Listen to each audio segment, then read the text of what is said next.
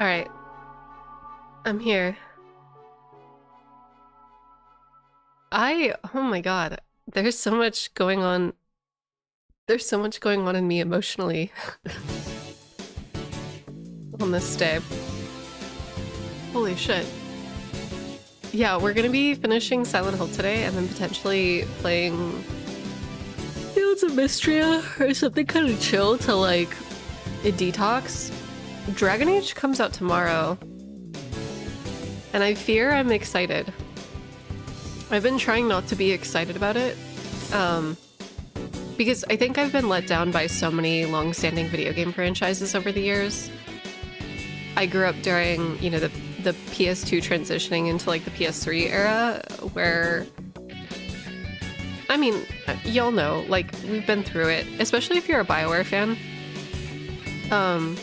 There was like the transition towards action games, but like I think I'm actually kind of okay with it. I'm okay with that. With it being more action oriented. I feel like Baldur's Gate has given me enough CRPG to play, you know, whenever I want. I love Baldur's Gate 3. I love Baldur's Gate 3 and I feel like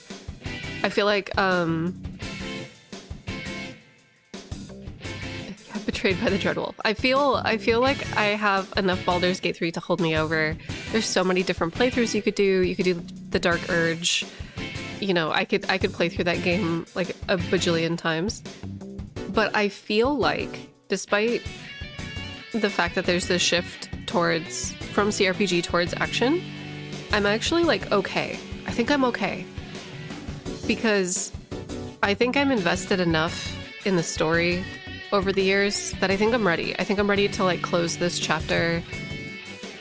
I think I'm ready to... Wait, I really want to figure out how to like Baldur's Gate 3, but literally full party wiped in the tutorial. Oh no! Oh no!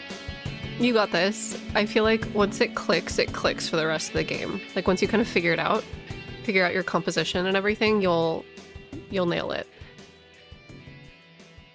It's just a matter of finding the things that work for you. But yeah, I feel like we have Baldur's Gate, but like I also do love the Mass Effect games. And I have a complicated relationship with those games too. Sorry, hold on. let me get my PlayStation all set up. Also, we're still in like sick mode. We're in sicko mode right now. So I'm gonna be wearing my pajamas for like the next few streams, I fear.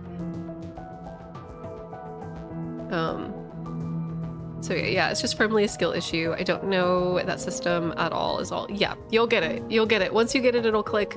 But even then, if you're just like wanting to go through the story and do like the romance and everything, the story, experience the story, you can just play on like the storytelling mode, which is fair. Until you feel like comfortable enough with it to go back and challenge it on harder difficulties. That's actually what I did with Dragon Age when I was learning, because I grew up with Baldur's Gate, and despite the fact that like Baldur's Gate is very hard, it's hard in a very different way. There's just not as much going on in those in like old CRPGs. There's nowhere near as much stuff as kind of like the Dragon Age Origins and now Baldur's Gate 3 era. They really were able to transition like the 5e systems over pretty successfully, like pretty well. To be fair, for the fifth edition D&D takes a little getting used to. A newcomer to the system of Baldur's Gate 3, it can feel very overwhelming. 100%. 100%. It's a lot. It's a lot to take in all at once. Okay, let's crack open a cold one. I don't know what I was saying with that. I don't know where I'm going. Have you played the Divinity series? I played them a tiny bit, but now I kind of want to go back and finish them. I made a sandwich today though, despite the sick. Hell yeah. Hell yeah. Baldur's Gate 3 is like immersive sim levels of choice too. Yeah. Yeah. So like I think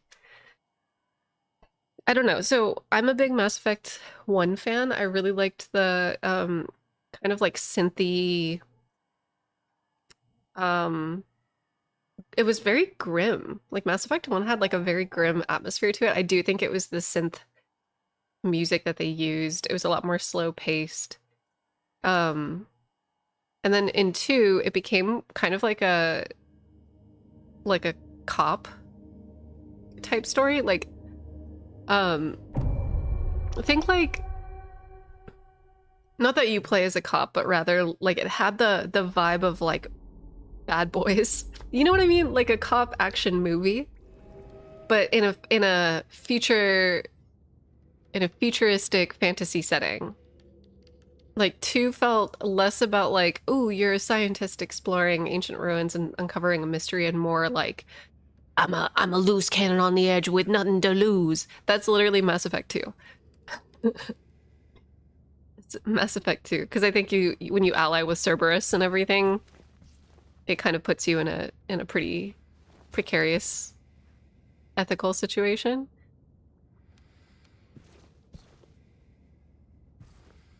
Yeah, the Mass Effect 1 soundscape was so great. Yeah, it was just like more slow paced, more tactical. And like while I think 1 speaks to like my core taste. Like Mass Effect 1 speaks to like my core. That is what I love the most on paper. I love a you know, like the movie Arrival? I would love a first contact story like that. I love more kind of slow-paced sci-fi settings that are grounded a little bit more in like reality, or like an alternate style of sci-fi.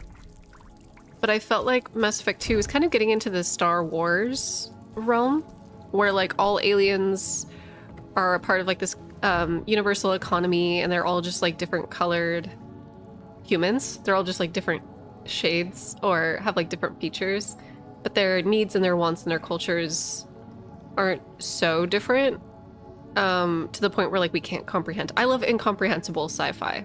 I do love me, you know, interfacing with a deep space octopus, for example, like interfacing with something that doesn't communicate.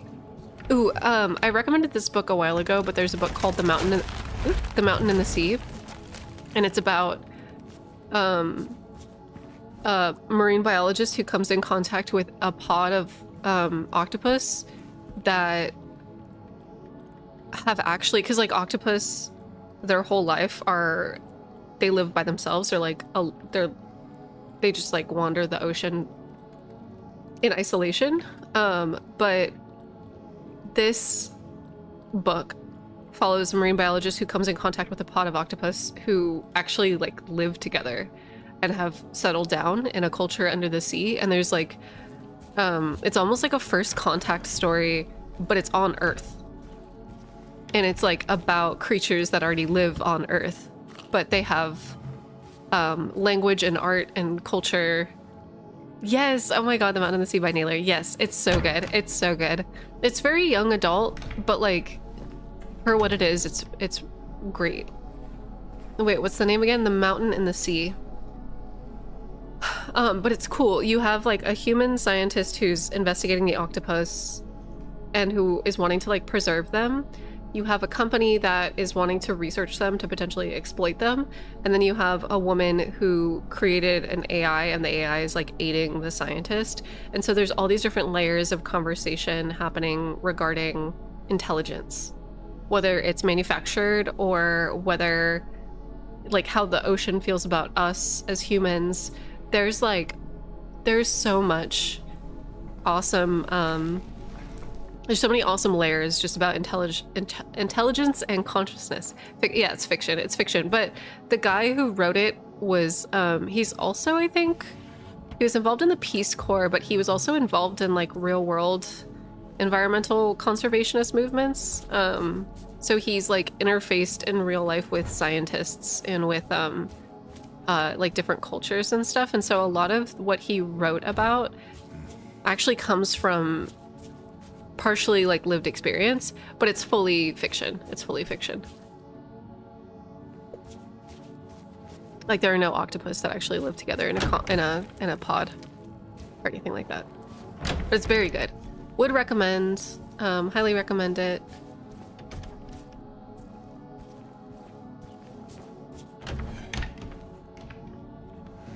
But yeah, I think it's weird because like as somebody who appreciates like a slow-paced first contact story that's like grounded in a little bit more realism but also challenges like the fabric of how we understand sensory information and like consciousness and all that other stuff, while I really love that, I also do love, you know, kind of shitty action movies. I also do love detective movies, like noir movies. I love Blade Runner, you know, and while Blade Runner has some like pretty good ethical dilemmas, for the most part it is just like a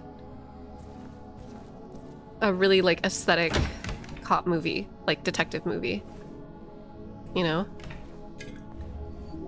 So while I liked Mass Effect 1 the most, I still loved Mass Effect 2 and 3. I didn't like the ending of 3, but so I kind of feel the same way about this new Dragon Age that's coming out. Like, it's not gonna be a CRPG, which is a bummer, because I feel like that speaks to my sensibilities the most. But at the same time, it also, like, the gameplay and everything else looks appealing enough to me in a different context. Like, you can really like CRPGs but also really like action games.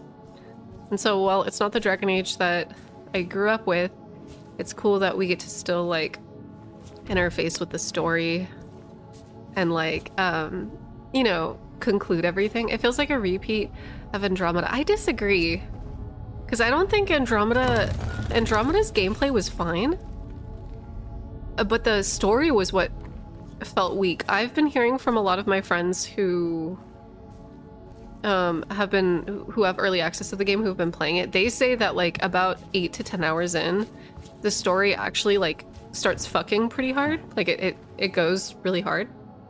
So I kind of get the feeling that it's gonna be like the opposite of Andromeda for me, maybe, because Andromeda, like, I actually quite enjoyed the combat. I felt like it was all right. But I felt like the story of Andromeda was just like, fucking hated. I hated it. I hated it. I hated it. I did not like, because they had so much potential, because like the whole plot of Andromeda was that because of the Reaper threat, they launch like a pod of aliens into deep space to kind of like colonize and settle deep space. So you get like launched many light years away from the events of like the main Mass Effect trilogy. So it felt like, ooh, we could have like a really fucked, scary first contact story. You know, we could have gotten it kind of into like the horror of it all. We could have gotten into like potential war.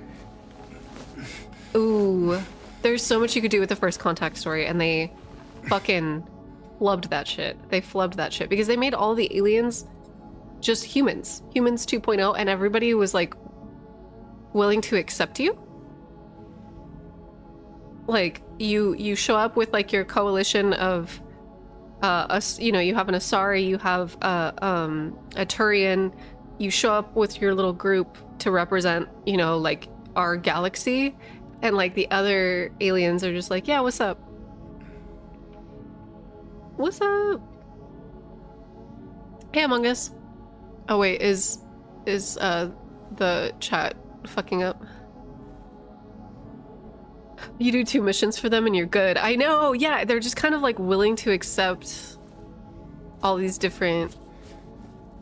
Yeah, every alien unfortunately was just some guy with an attitude problem. Like the stakes were kind of nonchalant. Yeah, it was weird. And then like there was also another pod of Soul Galaxy people that were sent past, like, before you guys, and they set up like a weird crime syndicate because, like, why not, I guess.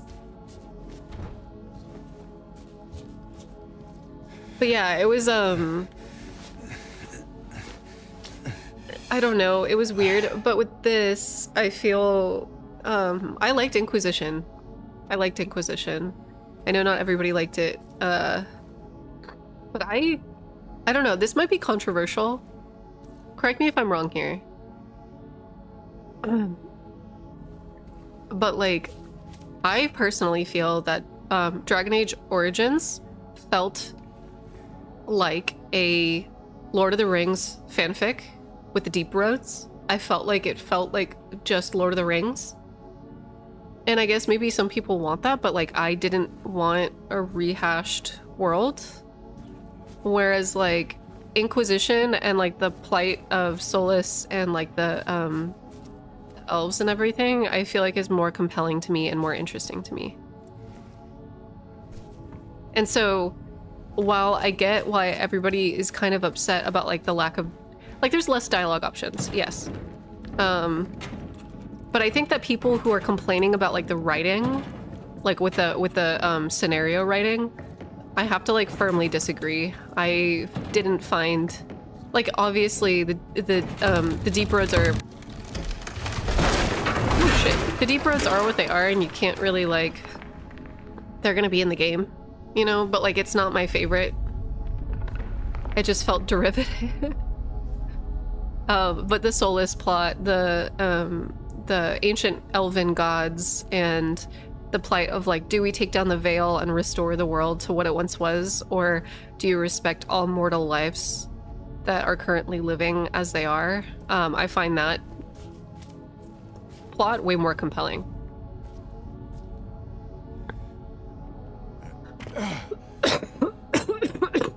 Excuse me.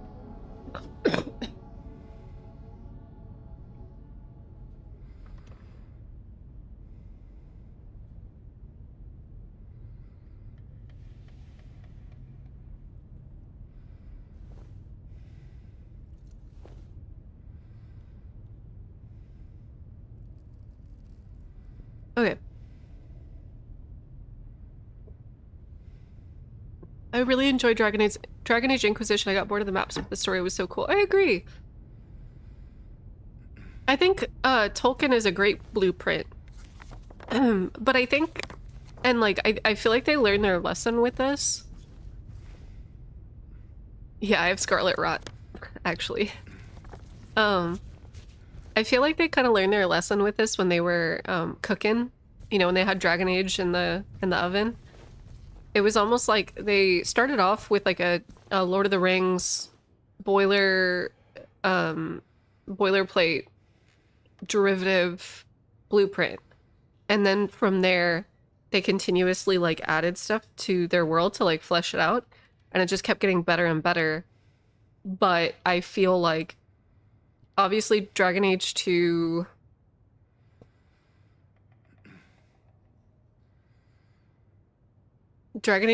was setting up a lot. But I can't say, I can definitely say I would have rather read a book about Dragon Age 2. Does that make sense? Like I would have rather read a graphic novel about Dragon Age 2. I would have rather played Origins, read a graphic novel, comic book, and then played Inquisition. You know? And also this isn't, by the way, this isn't me talking, I don't want to talk shit about any of the devs or writers or anybody on the narrative teams, because obviously the constraints that devs and writers have to experience within a studio aren't a reflection of their talents, period. If they have to like push out a game in 18 months, like Andromeda, or if they have to like, if they have insane time constraints or just like insane budget constraints, I'm totally not mad about that. You know, I would have rather they dropped it and tried harder on Anthem. Same! Anthem was such a cool, Anthem felt so good. Like the gameplay just felt so good. But the framework of it was just like cracked. It was fucked.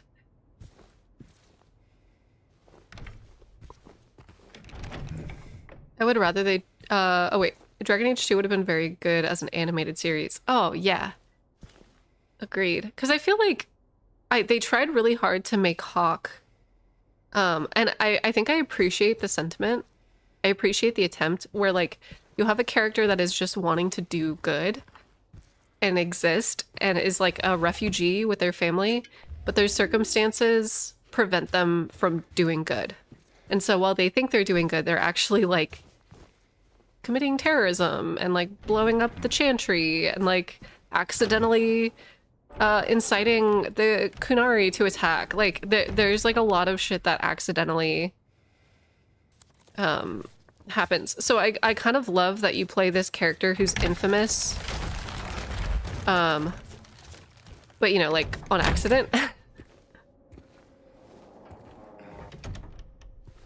It's always sad anthem hours. Yeah, DA2 feels like we rushed 2 games smashed into one. Yeah, it did. The different arcs felt so disconnected from each other because it was like the Chantry, the mages versus the Templars.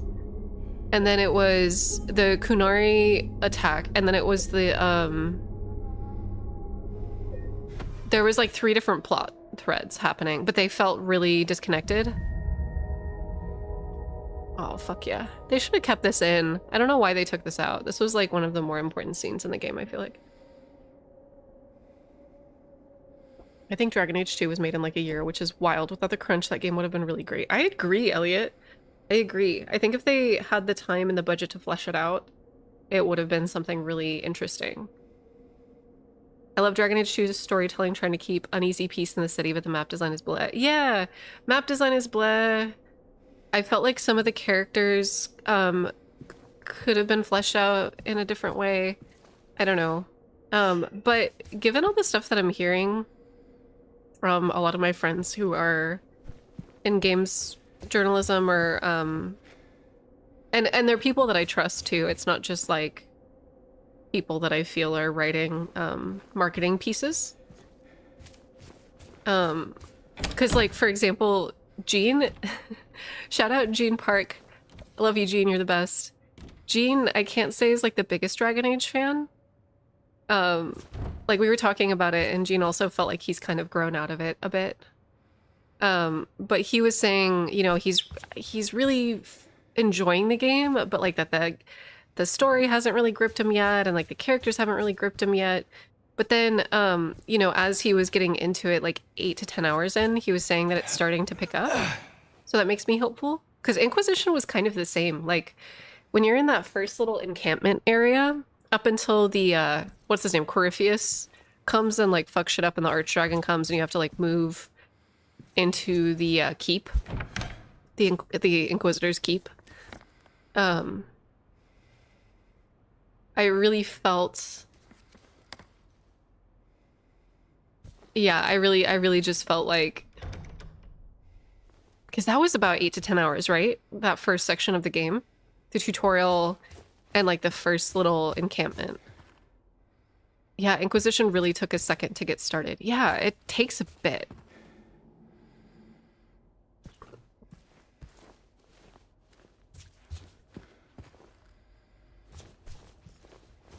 So I'm curious. I'm curious to see.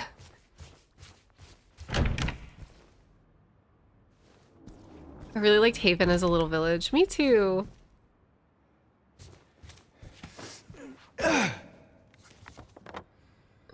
Honestly, going from Dragon Age 2 to Inquisition, while I was immediately grateful for the bigger maps, I missed my found family for a few hours. Yeah, I don't know. DA2 was really weird for me. Maybe it was because of how I played my Hawk. But like, I felt that all of the characters were so polarized against each other. Hey, thank you so much for the follow or the subscription. I felt like the characters like hated each other. But I think that I was also making decisions that were, it was like kind of instigating drama between them all. I'm not chomping at the bit to play Veilguard, but I'm interested to see what they do with it. I want it to be good. I'm hesitant about it. So like, there are some things that I'm excited about that I wasn't thinking I was gonna be excited about. Because I was looking at the marketing material, because people, I mean, there's like discourse about everything right now because you can't, like, people can't be normal on the internet right now.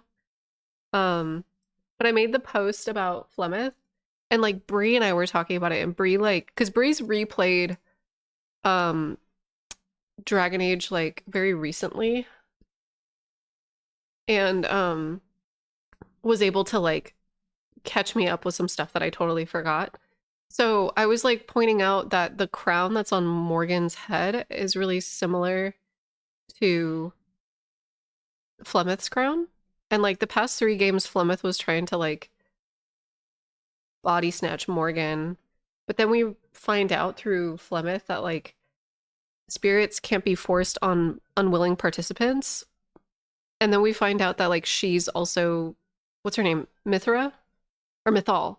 She's Mythal, who's like an ancient, one of the ancient gods.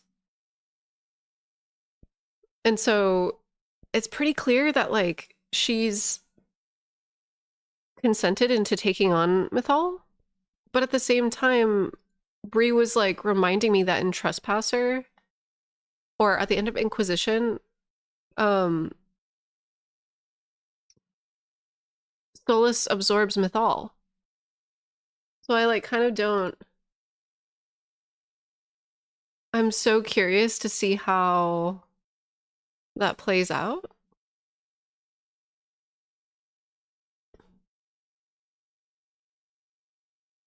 I don't know. There's so much like interesting story stuff. I love Morgan and Flemeth. They're like some of my favorite characters. So I'm curious to see, you know, how it goes. We'll see, we'll see. I also, like I said, I love Solus's storyline. So, ooh, there we go. Dragon Age Inquisition obviously had some premium currency baked into it that was dropped last minute with all the timers in the war table. This alone stopped me from enjoying the game. I hope nothing like this is in Veilguard. Oh, for sure. Yeah, I mean, I think that it might not be a component in the game because the whole point about Inquisition and like the war table is that you're quite literally like an Inquisitor. And this game hasn't been marketed like that. And it kind of... Hold on. She will not be cured. All that suffering. I'm no longer sure if it was of any use. If it meant anything at all. I can't say if this newfound understanding, if there's any wisdom to be had in all that happened. I suppose that's for you to learn. And I hope you will. Wait, what?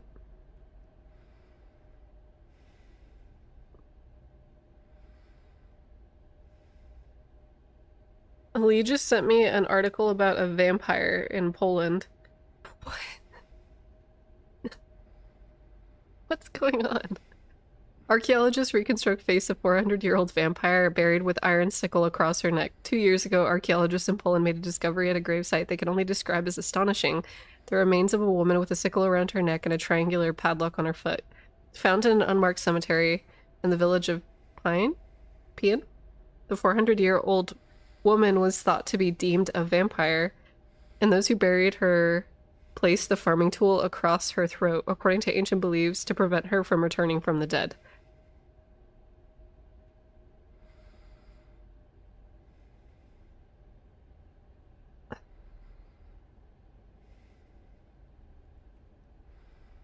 Okay, wait. She was just buried with only the padlock, but then the villagers began to experience some unexplainable bad luck and they decided they needed to take further action. They opened her grave, found the padlock now open, and in a great panic, placed a sharp blade of a sickle over her neck in case she would arise.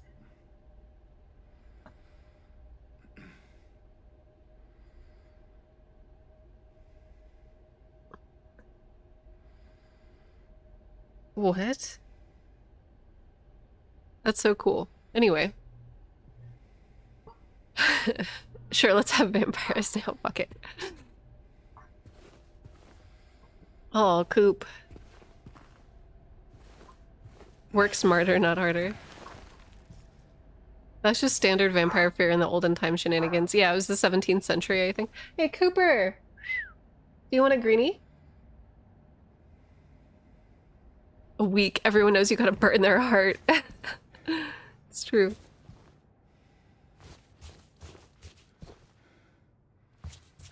But yeah, I'm like, I have tempered TLDR, I have tempered expectations. I'm kind of going into it anticipating just like a fun action adventure. I might stream it, but we'll see. If I fall in love enough with it, like I'll probably stream my first few sessions with it. but I can't promise that I won't continue to play it off stream, I think is what I'm trying to say. Because sometimes when I kind of view Dragon Age the same way that, like, you know those really shitty romance novels with like Fabio on the cover, and there's always like a man, it's like Fabio, but he has like a half buttoned up shirt and it's like billowing and his hair is like big and in the air. And he's like on a rock overlooking the ocean, and he, like the sea spray is like, you know. Do you know what I mean? Pocket seeds, vampire foiled. It's true. Compulsive counters, yeah. It's true, it's true. I would absolutely not confine that game to the streams. Those games like benefit from cozying up and playing them gremlin style. 100%. 100%. It's called something like A Stable Hand. Yeah, 100%, Emily. Yes. Yeah. It's like, that's how I view the Dragon Age games. You know.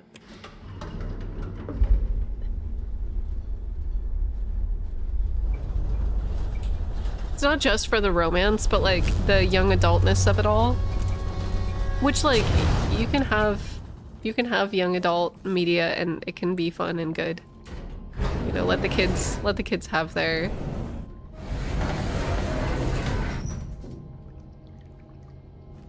Ooh, we're in the goop zone.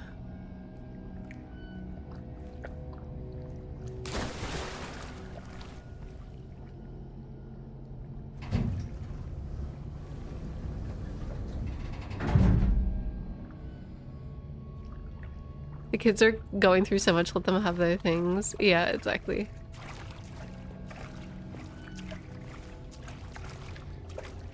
More squishy sound effects. Yeah, that was my long explanation as to why I'm both cautiously optimistic, but also like kind of excited. I'm starting to feel it ramp up. Like I wasn't excited at all before. I was kind of like not super impressed by some of the marketing material when it first launched, but then all the subsequent marketing material has looked great. So like, it's just been a little confusing.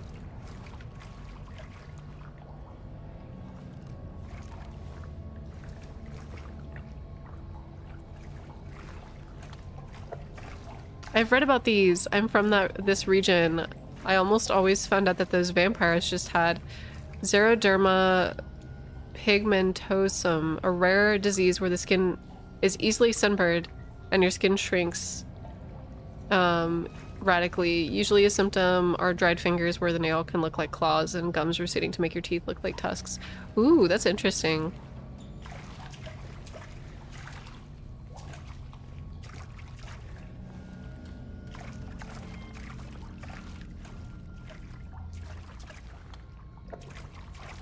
The 17th century people didn't go to 2020 school. Yeah. It's true. It's true. Oh my goodness. I don't like it down here.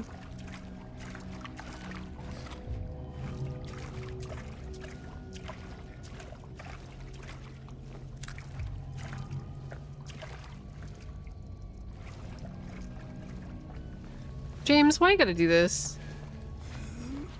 Can we leave? Can we just leave Silent Hill?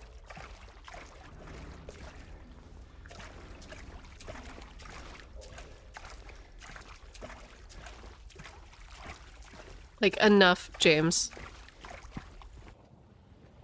Oh shit, not this scene. Fuck.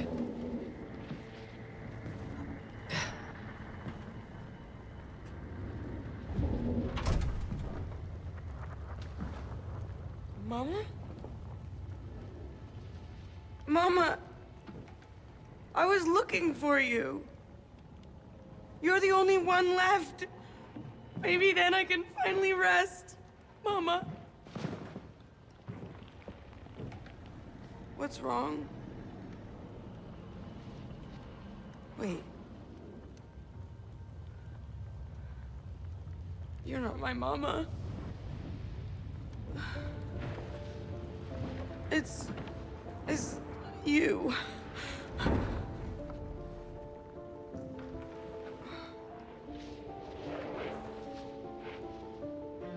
sorry, Angela. I think you were right. What we're looking for, it's not here. Not anymore.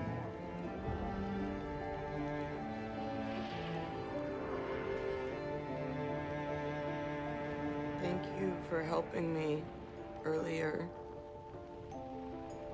But I wish you hadn't. Even Mama said it. I deserve what happened. No, Angela, that is not true. Don't pity me. I'm not worth it.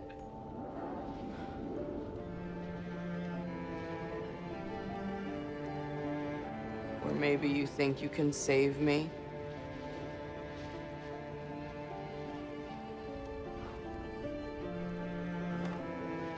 Will you love me? Care for me? Heal all my pain?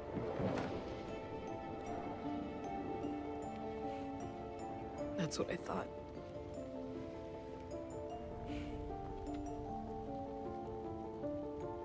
James.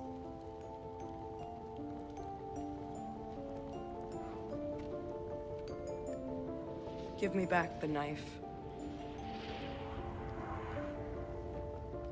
No, I won't. Saving it for yourself.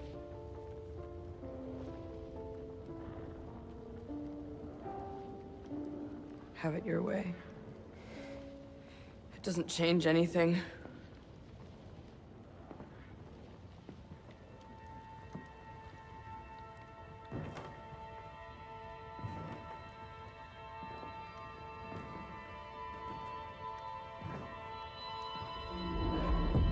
It's hot as hell in here.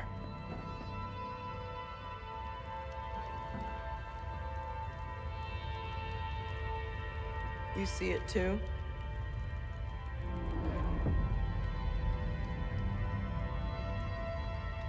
For me, it's always like this.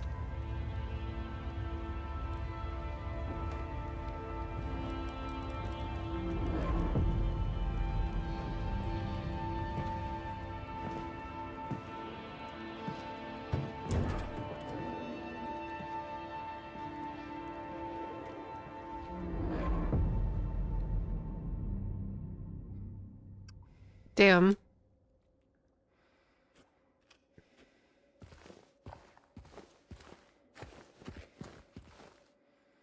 They nailed that. They nailed that scene. They did a good job. They did a really good job. I think also too the fact that so like Angela's previous voice actress was a little confusing. She kind of sounded older. Like even though Angela physically looked like a young adult, she always sounded like almost like James's age. So their interaction was always like quite confusing. Oh my god, this scene reminds me, I watched Jacob's Ladder last night and also had a good cry at the stairs scene. Macaulay Culkin, let's go. Killed that movie. Killed that movie. Yeah, pay her more, pay them all more, whatever you paid them more. Exactly, yeah. This game needs awards for some of the performances for real. Agreed. I think I think that I prefer how like much younger Angela seems. Like I think that the voice actress really did a good job.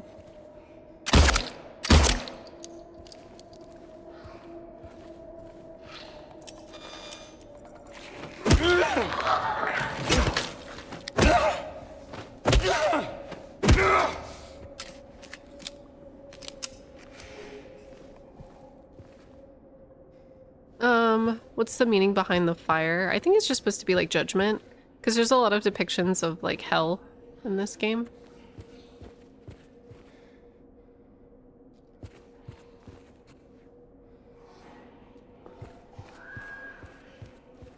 Yeah, Angela in this version sounds so much more like a beaten down young adult who grew up too fast due to various traumas. 100%, 100%.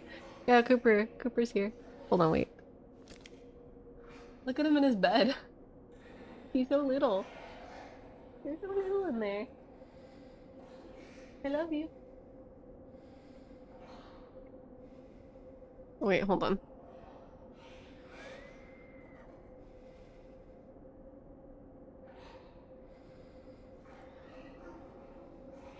There's the boy. There he is.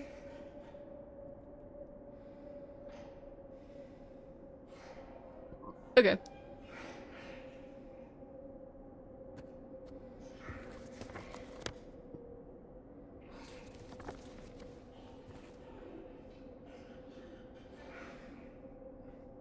A coop. I bet it's too big for him. It's gonna swallow him whole. It's true. It's true. It was actually... So my video editor, Waves, ordered like one bed for his dog. And,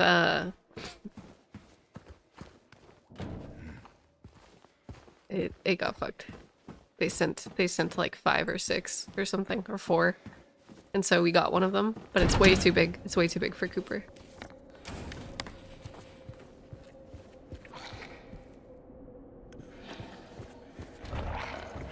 My king. Yeah.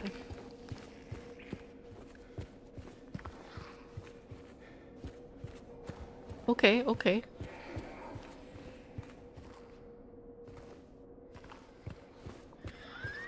What do you mean too big? It's coop sized.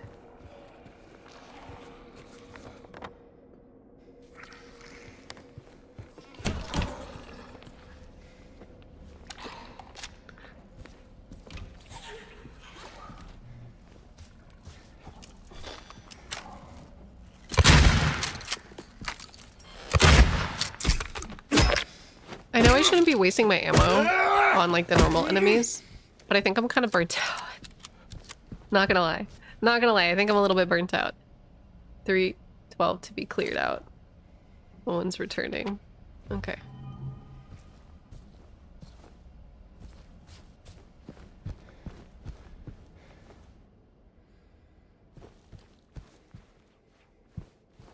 Here's the door.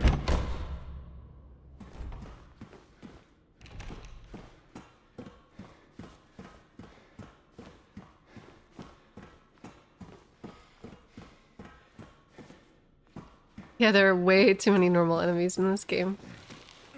I think it's like the mannequins in particular. I just like can't be fucking bothered, you know? I just can't be bothered with the mannequins. Miss me with those ladies. Kerblam the small enemies as a treat. Yeah. Oh, wait. The Monster Hunter demo is out, right? Hey, Toby, what's up? I think my first one got auto-modded, but I might add the fire represents the fact that her trauma is all-encompassing. Yeah, I could see that. I could see that. But yeah, I don't think that Silent Hills... So, to give you guys some background, the town itself had like an active cult. And that's what gives the location kind of like supernatural...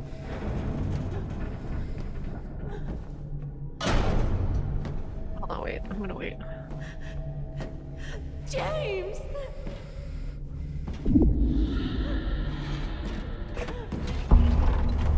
Oh, I forgot about this boss fight.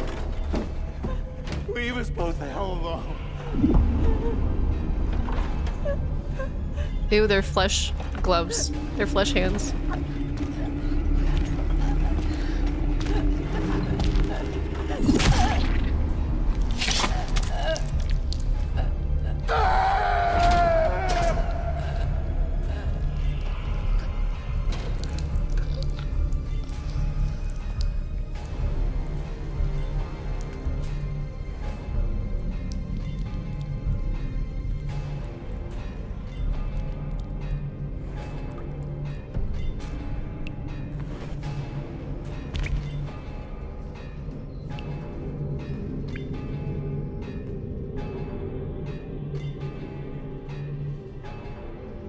I know what you are.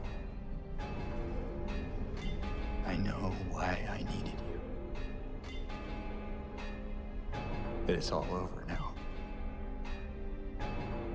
I don't need you anymore.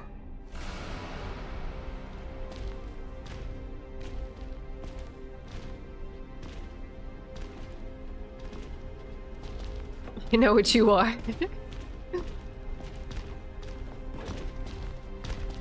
I'm ready. I'm not. Oh my god.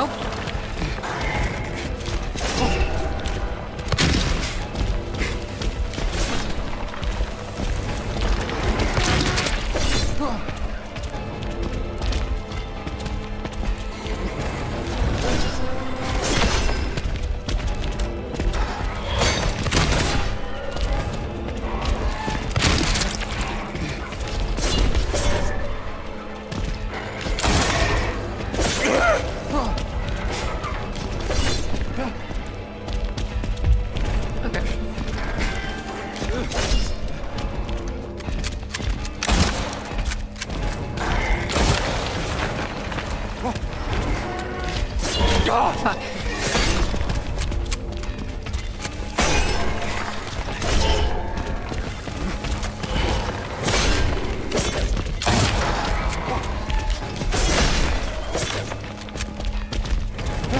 This goddamn rifle, dude.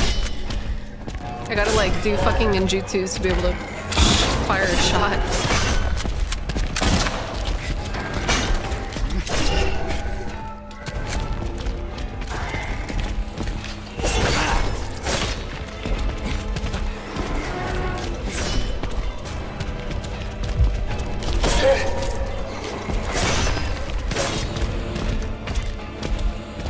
Nope.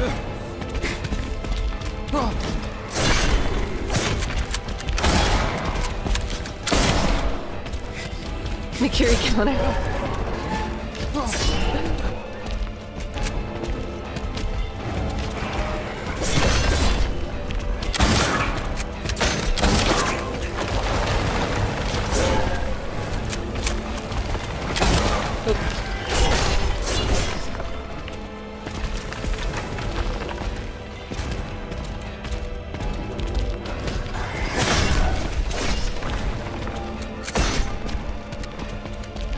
Hey, can I pick this up? Nope. Okay.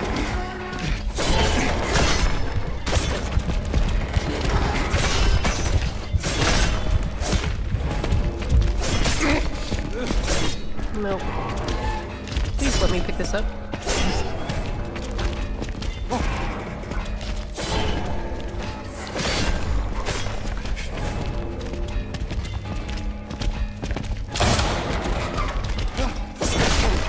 Shit, dude. I don't know if we're gonna do it this time.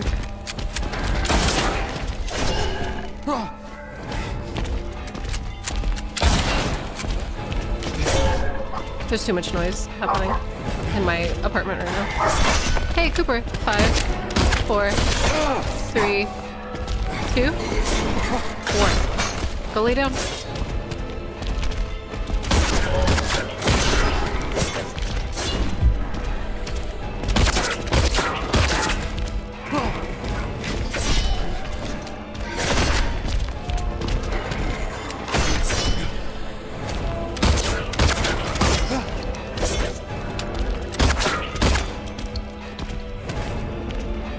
Is it time?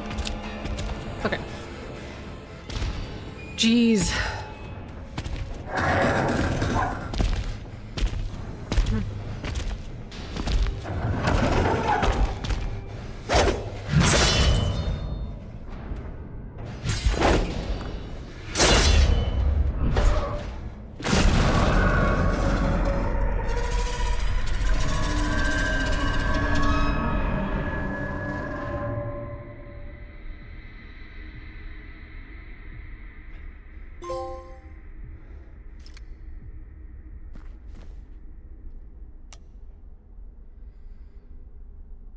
Egg.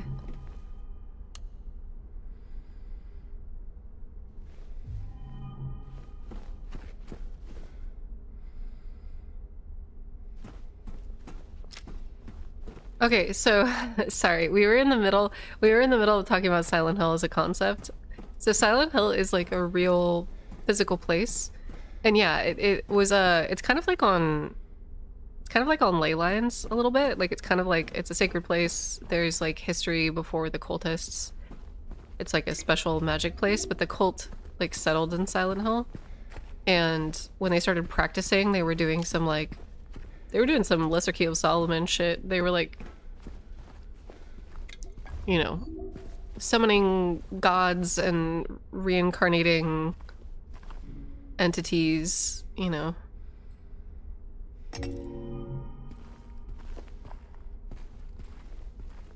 Oop. Silent Hill offers an egg in this trying time. Yeah. Oh, there we go.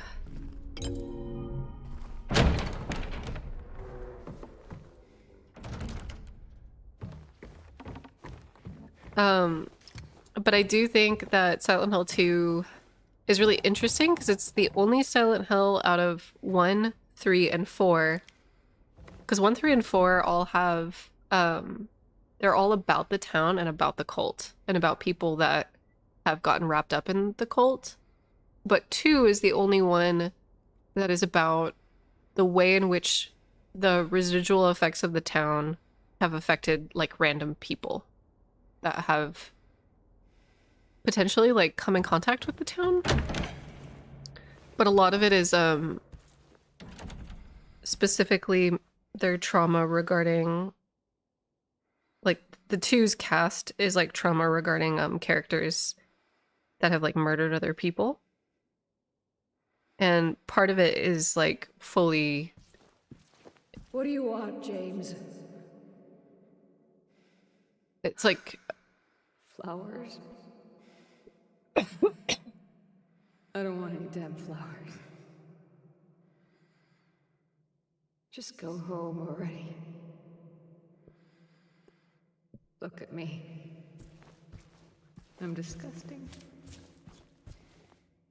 Between the disease and the drugs, I look like a monster. Well, what are you looking at? Get the hell out of here. Leave me alone already. I'm no use to anyone. I'll be dead soon anyway. I'm at the final part. I'm at the final part, so I'm like not talking. Okay. No.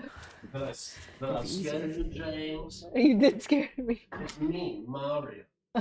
It's me, Mario. You just killed me. Maybe I it's like this awesome. Yeah, we're in the middle of a married dialogue. No, it's okay. I'm gonna talk over it. Okay. Nice profit off of me. It's like really emotional. Why It's a me, Mario. are you That's what still she said. here? I told you to go. Are you deaf? Don't come back.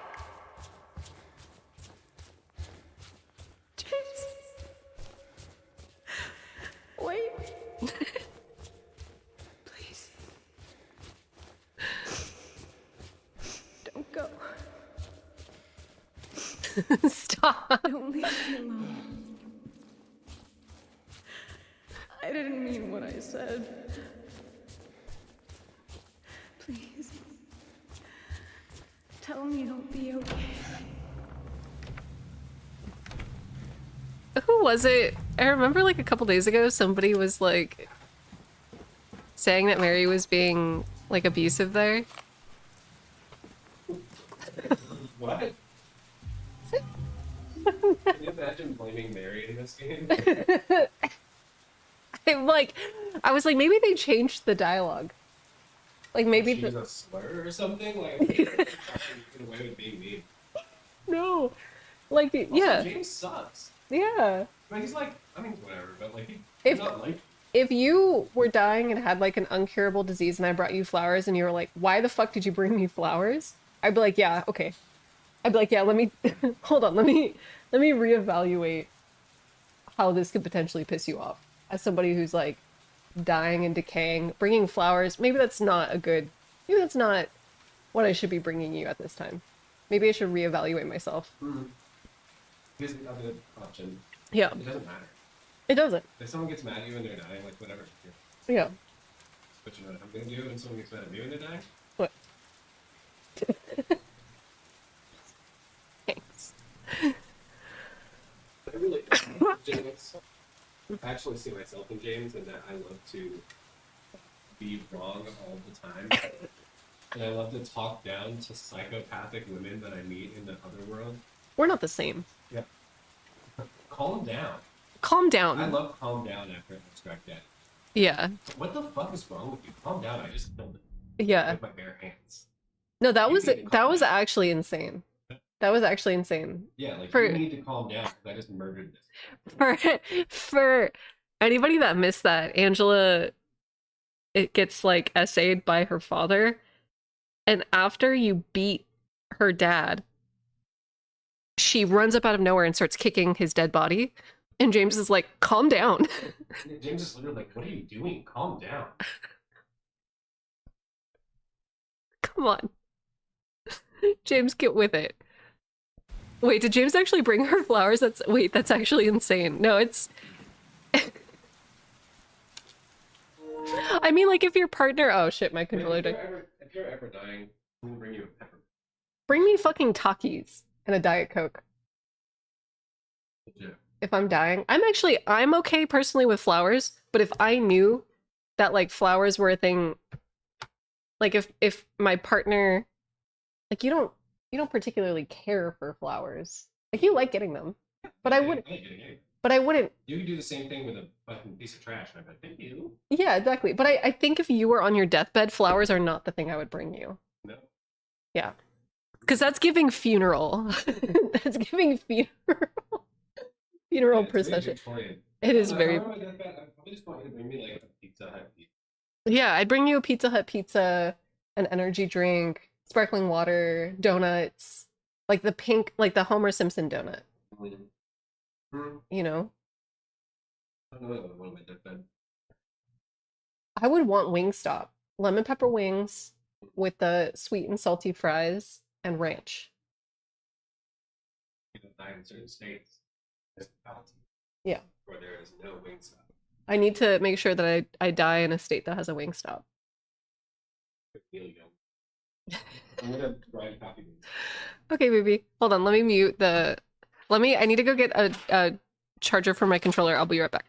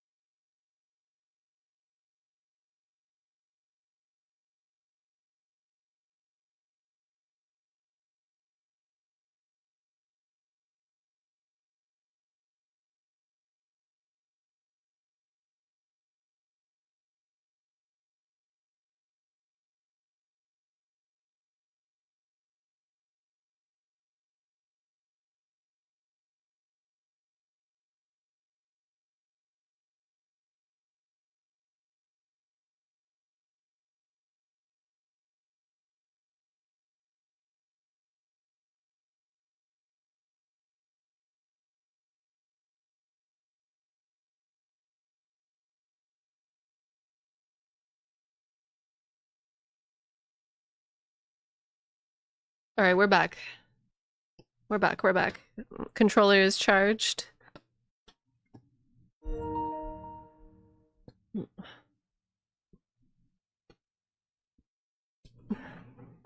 Just The PlayStation 5 controller died and bummed everyone out, just like Mary's inconsiderate ass in Silent Hill 2. It's all her fault. It's all her fault. Yeah. James is actually a sympathetic character. We were just talking about how obviously, like, if you're on your deathbed and you don't want to be alive. Lee was saying, give me a bazooka and I'll just blow myself up. 100%. Yeah. Yeah. Mary's a pussy. Yeah, Mary just, We go out with the bomb. yeah. Everybody with you. The Elgato survived the ordeal. I know.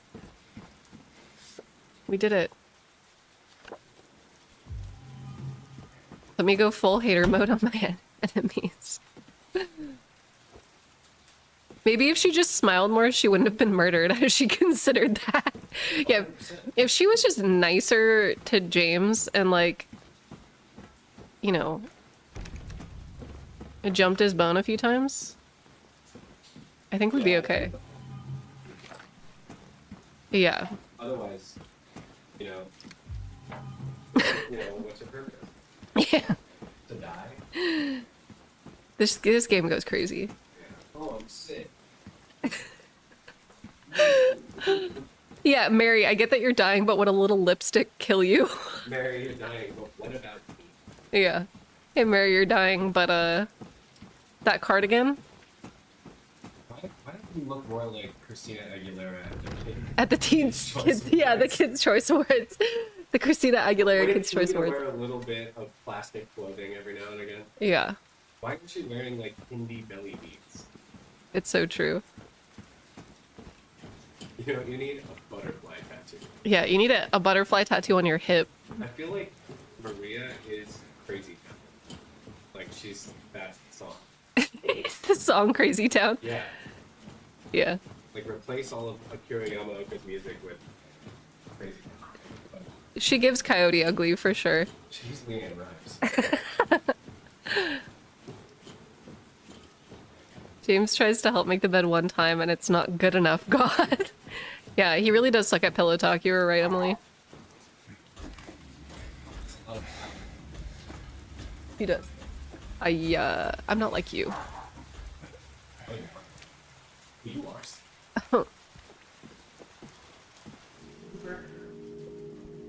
Yeah, Mary, your cardigan's giving grandma. It's giving grandma chic.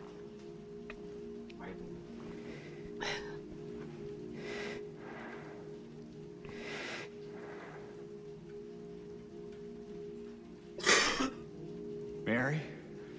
Would you like coffee when it's done? Yes, please. Okay. I'm sorry I killed you. I have missed you so much. I've missed you too. We can finally be together. This is me and Lee after Lee blows Forever. himself up with a bazooka.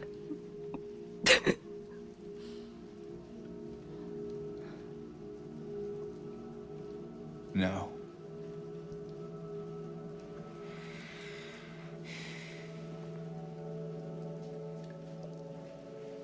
James. Honey. What's wrong? I killed you. I'm sorry. I know you tried, James, please. but she's gone. I know that now, Stop it. and I can't just keep pretending. Shut up! What do you want? Do you even know anymore? Silent Hill is confused by I'm James. yours. Silent Hill's like, what? I'm here for you. So what if I'm not her? I can give you what she never could. I can be better than her. What else do you want me to be? What else can I be? I am so sorry, Maria. I really am. But this has to stop. It's time to let it go. Can't let go. You can't let go of the fact that you committed homicide.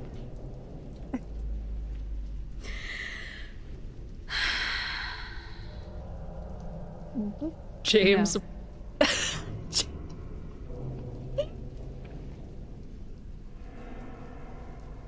What? I won't let you do this to me. Go off. I won't let you go. Go off, Maria. I can't!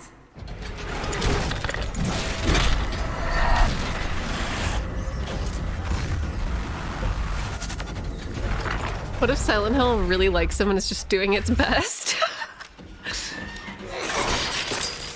Oh shit, it's the bugs. She's gonna stick the bugs on me. God damn it. Oh my god.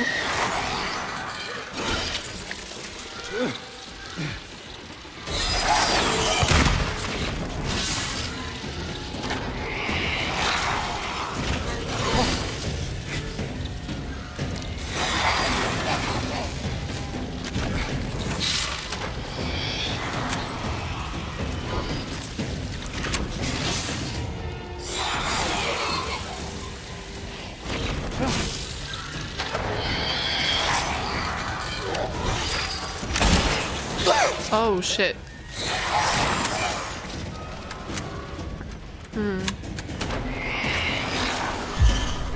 She right behind me.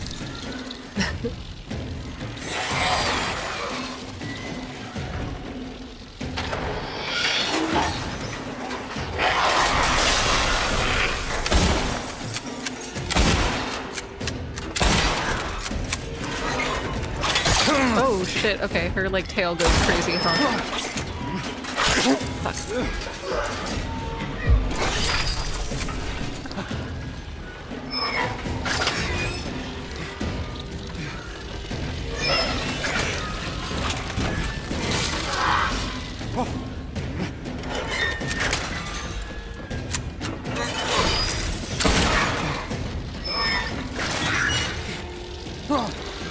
Oh, the bed.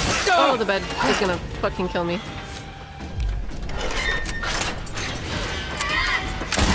Oh my god, this fucking gun. I hate it here. I hate it here.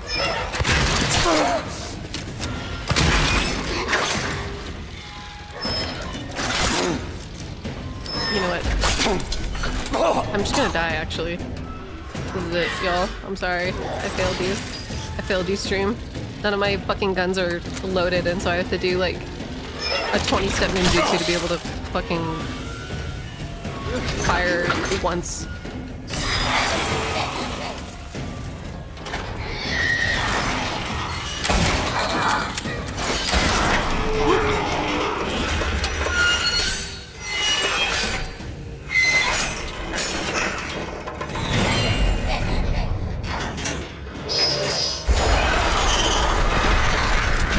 Okay.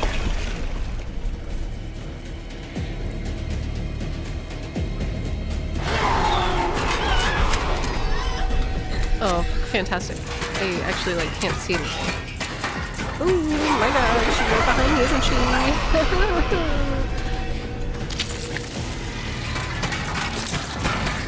Fucking bugs.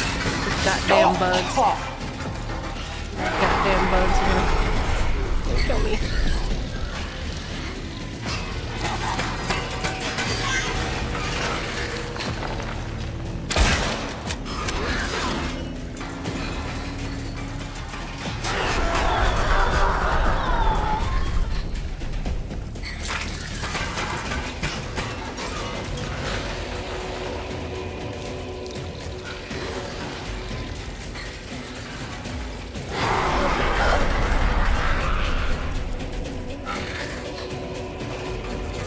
Oh my god.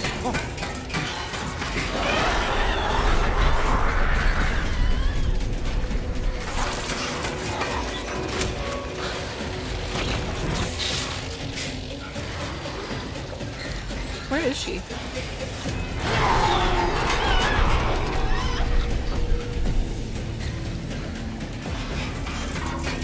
Oh, come on. Come on, Mary. Fuck. Alright.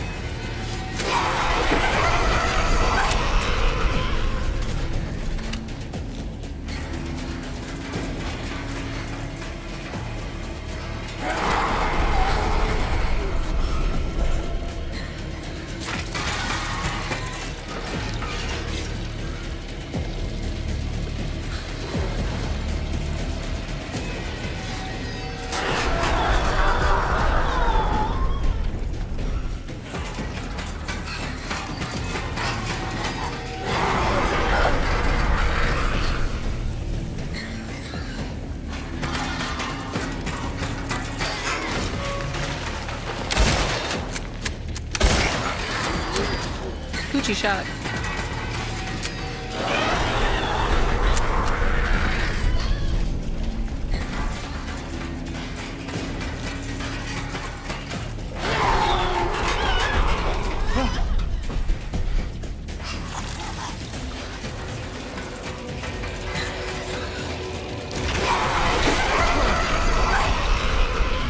Not bugs. Not more bugs. Oh, my fucking flashlight is giving out. I'm #1 bug appreciator, but even this, like, this game has been making me rethink. Making me rethink my appreciation, because these bugs are a fucking menace.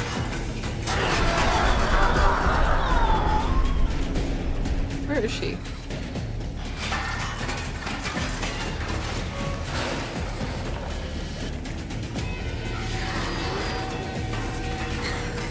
Like, I see her, but she's not coming down. Is it because I'm not standing still enough? Because I keep running around? I just don't want to get killed, you know?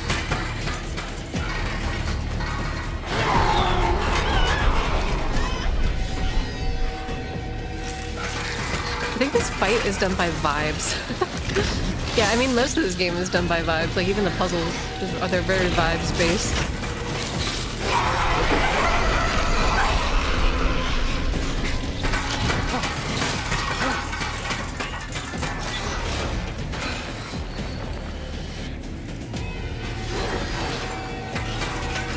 Are you just accidentally outrunning her while she's doing her animations? I think I might be. Oh, there she goes.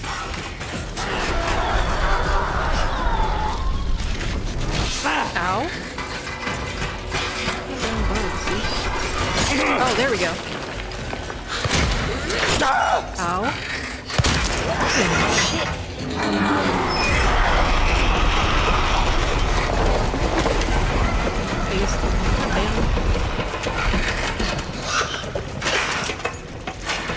I don't want to do phase 3. I just... Okay, where... I absolutely need healing items. I don't fucking want ammo. Don't even give me ammo. Don't even fucking give me ammunition. I don't want it. Just give me healing items. Fucking god, dude. I'm literally gonna die picking up healing items.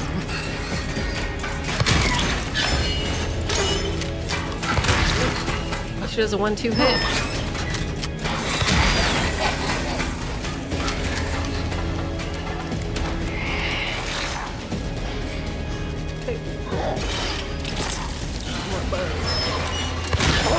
Okay. I might actually die here, chat. I'm sorry. It's so Dover.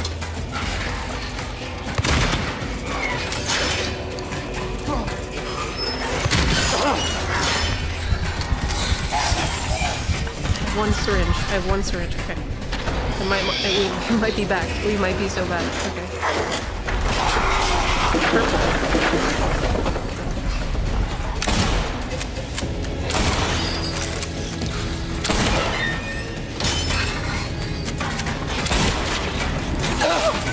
Not the bugs.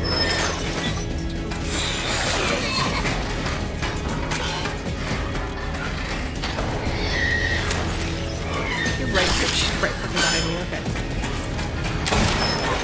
I'm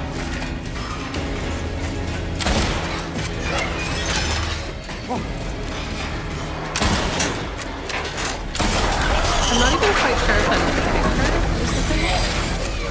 My aim is so dog shit. Alright.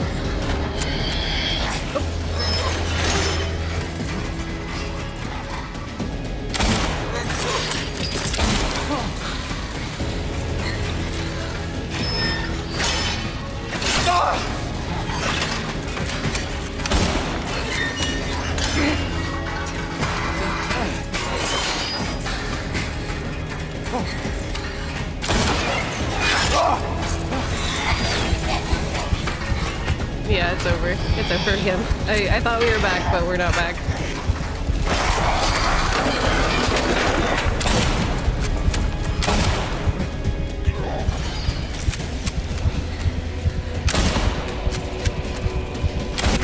Oh my god.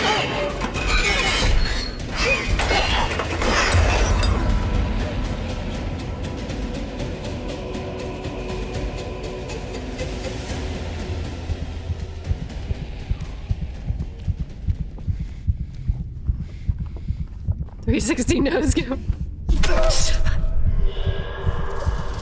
Just gotta give her the bonk, you know?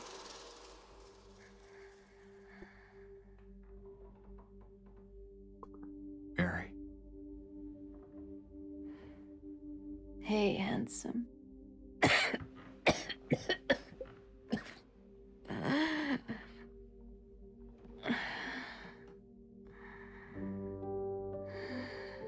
sorry. Don't be. I told you. I wanted the pain to end. Yeah. You did.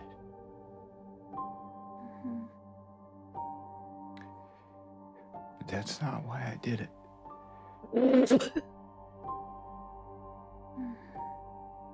The truth is, I hated you. I wanted you out of the way. I wanted my life back.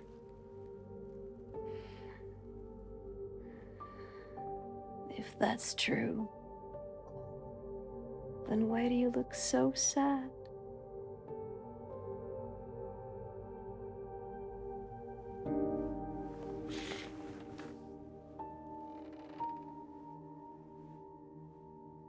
Mary.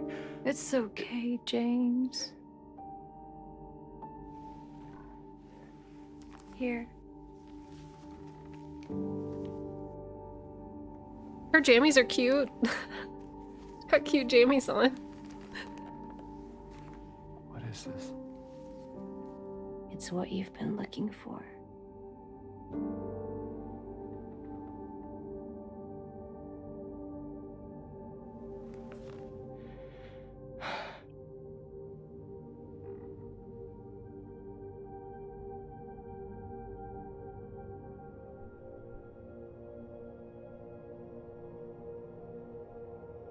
Me at me. Sure, I murdered my wife, but now I'm sad about it.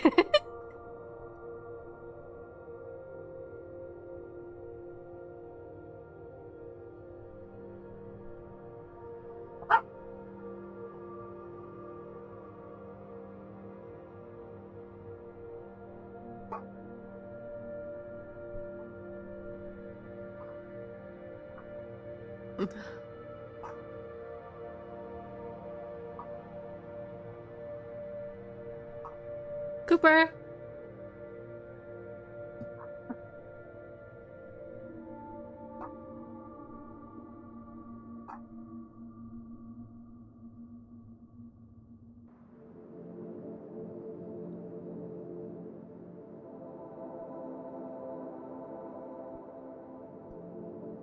In my restless dreams, I see that town. Silent Hill. You promised you'd take me there again someday. But you never did. Well, I'm alone there now. In our special place. Waiting for you to come and see me. but you never do. So, I wait, wrapped in my cocoon of pain and loneliness. I know, I've done a terrible thing to you. I wish I could change that, but I can't. I feel so pathetic and ugly laying here. Every day I stare up at the cracks in the ceiling, and all I can think about is how unfair it is. The doctor came today. Girl, you literally have nothing to apologize for. Told me I could go home for a short stay. It's not that I'm getting better. It's just that this could be my last chance. Even so, I'm glad to be coming home. I missed you so much. Fuck. But I'm afraid, James. I'm afraid you don't really want me to come home. Every time you come to see me, I can tell how hard it is on you. I don't know if you hate me or pity me. Maybe I just disgust you. I'm so sorry. This is so rough. When I first learned I was gonna die, I couldn't accept it. I was so angry. I struck out at everyone I loved. Especially you. And that's why I understand if you hate me. But I want you to know, I will always love you. Even though our life together had to end like this, I still wouldn't trade it for the world.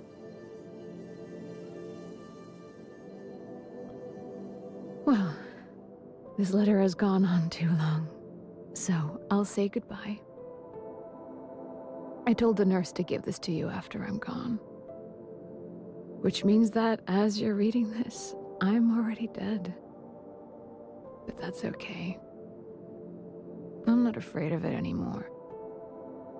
I just hope the pain will end soon, so that you remember me for who I was, and not what the disease made me. I want you to go on. I want you to live for yourself and for others, like you did for me. James, you made me happy.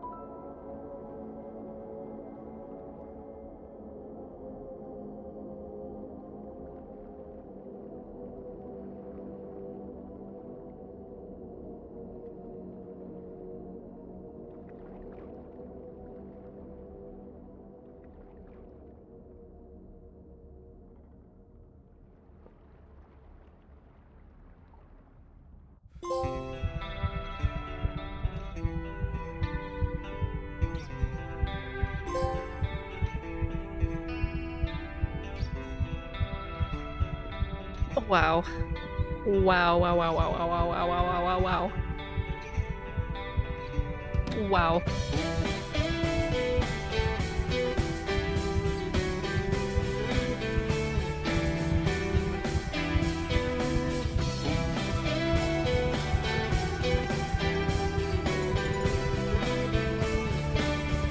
No, we didn't get the dog ending or the alien ending.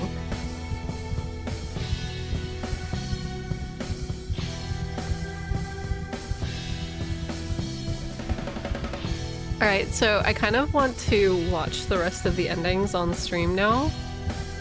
So if you are trying to like hold out and not watch certain endings because you yourself are trying to get them, I'm just gonna say like a spoiler warning.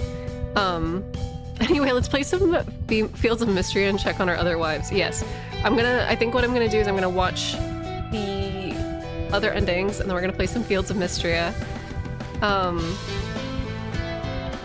Yeah, though we were gonna shoot for the water ending, but I couldn't help myself and I checked on Maria too much.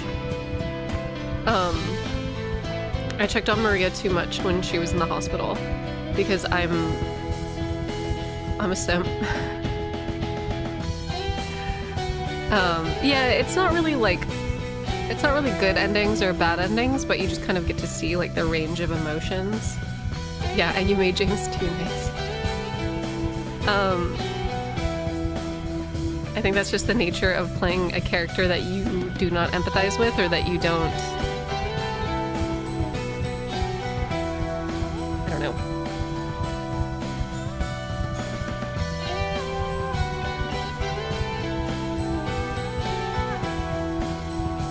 Yeah, I know. I am super careful with that, with essay and with S word and with all the different words that we use on here, so don't worry, I won't say a damn thing.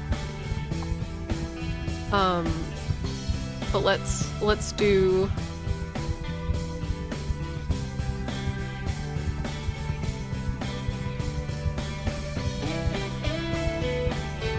Okay, so I found an all endings video. Thank you, IGN. Oh. Playback issue.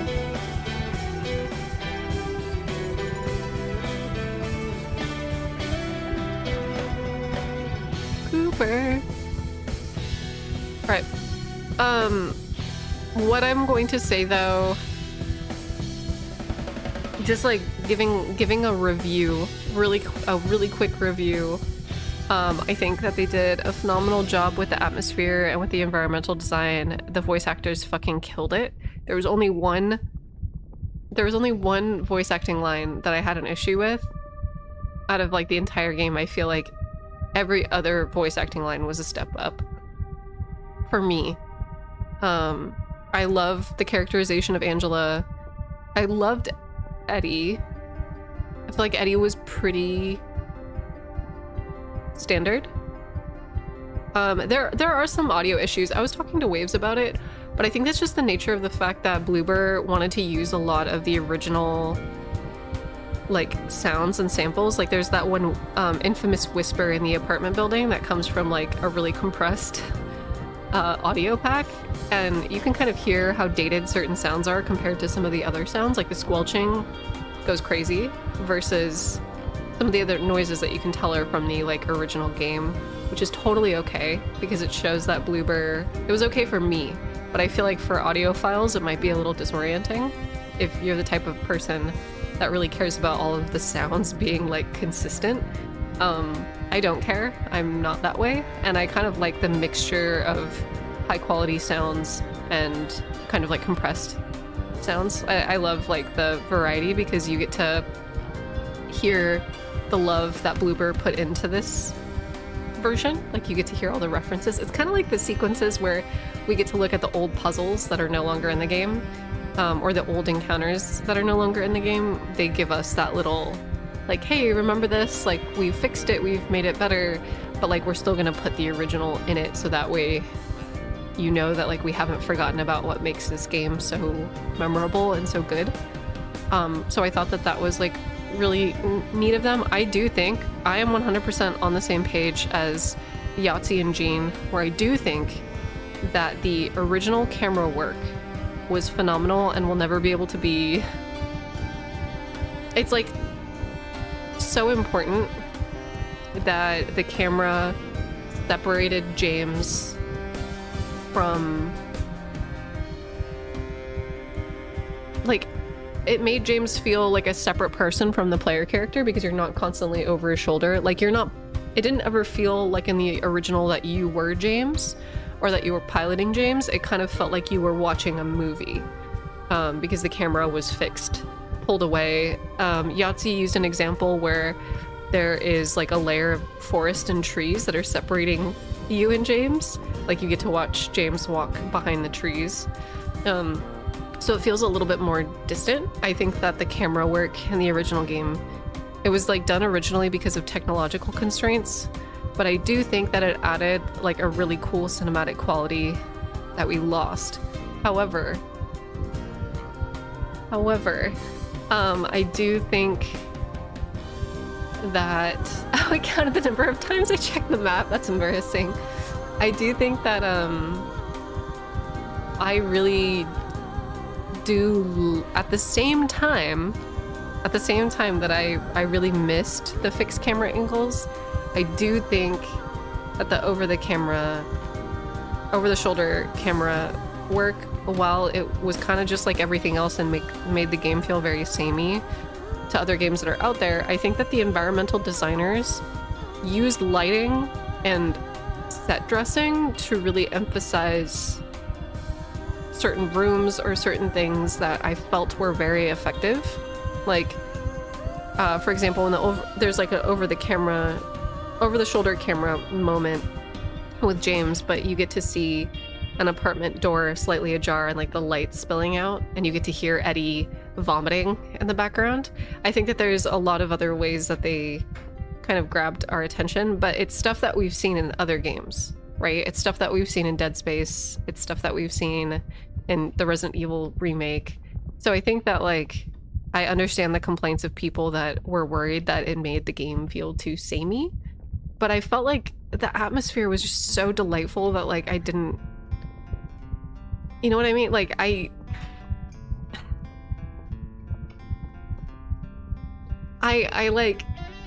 miss it, but I also didn't hate my time playing this game.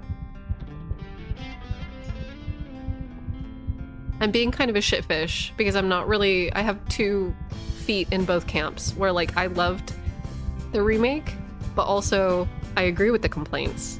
I just don't think that it like ruined it for me the way that I thought it was going to. And I think it's because the set dressing and the audio design really felt effective for me personally. But I understand like it does feel like most of the games that are out there right now.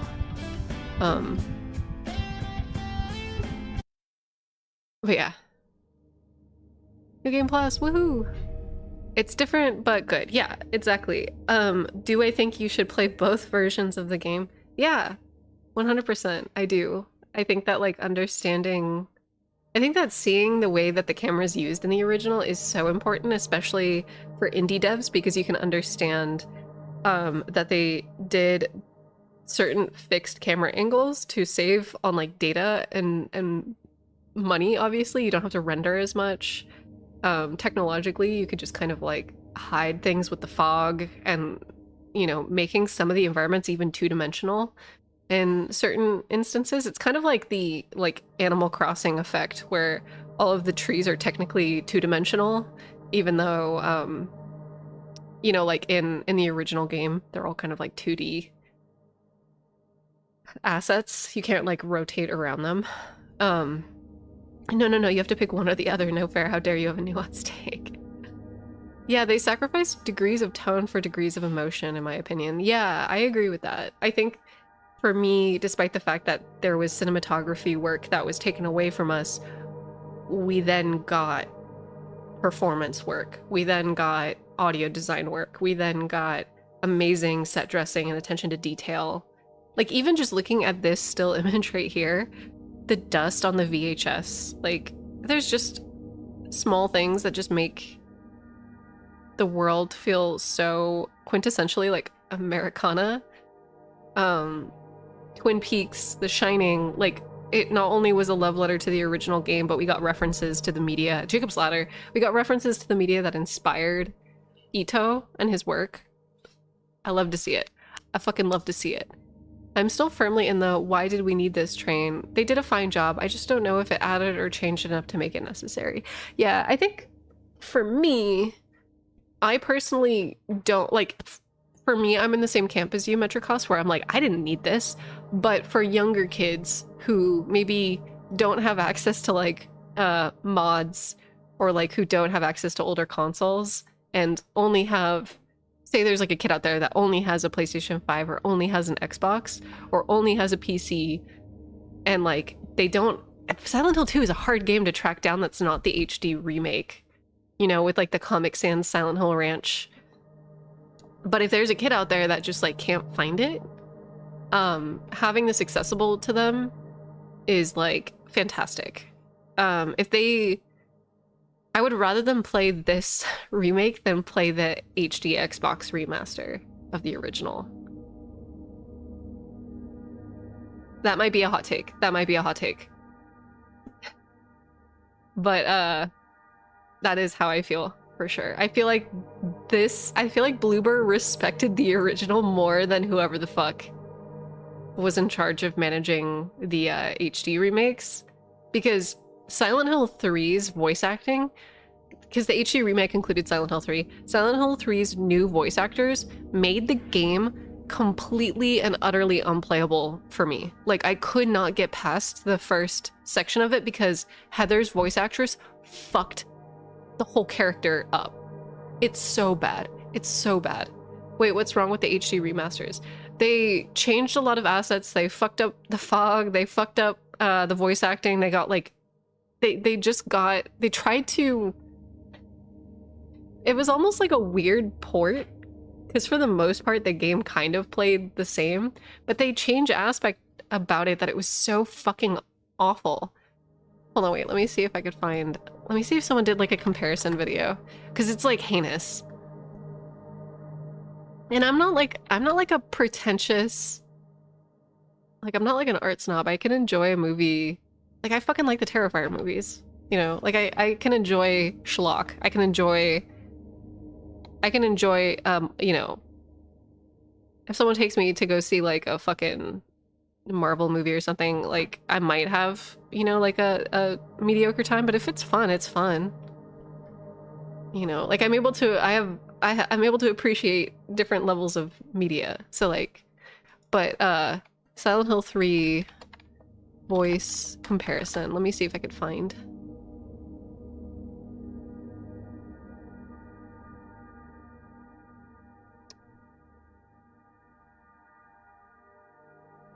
It's so funny, Ross did a video on it.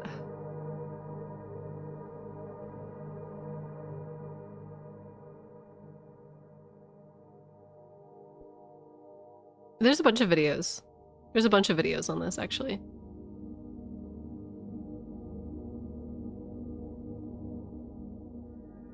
Hold on, let me see if I can get audio in this.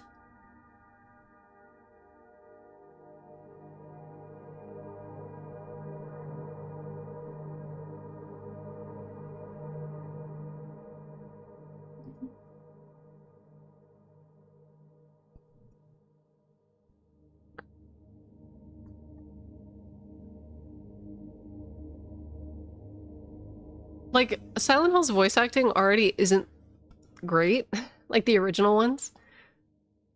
You know, they weren't known for kind of like their stiff amateur voice acting, but the HD remake really like kind of went crazy. Hold up.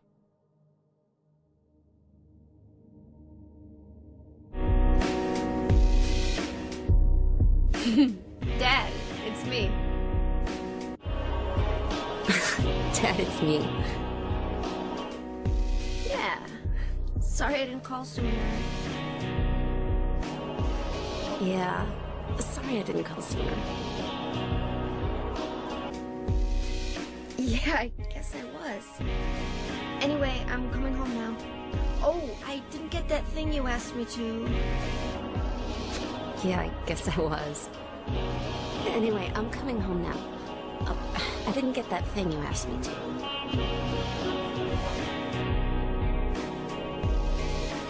Okay. Okay, I will. I love you too, Dad. Okay. Okay, I will. I love you too, Dad. Heather, I need need to speak with you. My name is Douglas Carter. I'm a detective. Heather, I need to speak with you. My name is Douglas Carter. I'm a detective. A detective? Really? Well, nice talking to you. A detective? Really? Well, nice talking to you. Yeah, it's just like, Hold on. There's someone that wants to meet you. Just let me have an hour. No, half an hour of your time. Hold on. There's someone that wants to meet you. Just let me have an hour. No, a half hour of your time. My daddy always told me not to talk to strangers. Time. My daddy always told me not to talk to strangers. so This is very... Heather's character is supposed to be 16, 17 years old, I believe. She's like, she's definitely supposed to be a younger character, and the new voice actress just makes her sound a lot older, like mid to late 20s. The vibe is also very different. She's not quite sassy in the same way that Heather is. It's just different. And it's the vibe is the vibe is off. The vibe is way off.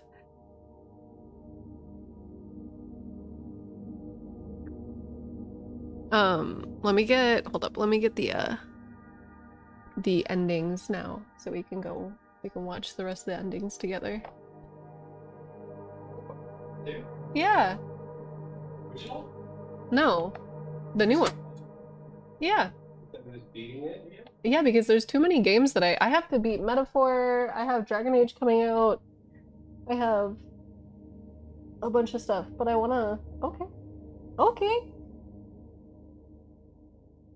I got the information. This Halloween season. Okay. Which was, yes. Yes. Hold on, sorry, we're getting an ad. Getting an ad. It's fine.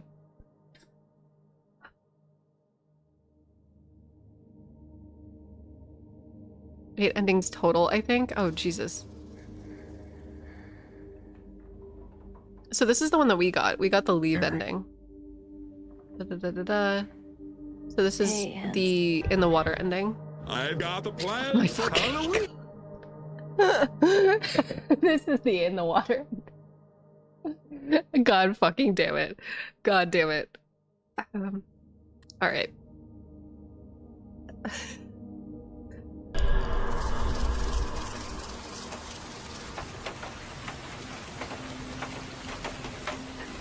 Bug where? Jump scare. Oh, here, hold on, let me beat the shit out of this. I miss you so much.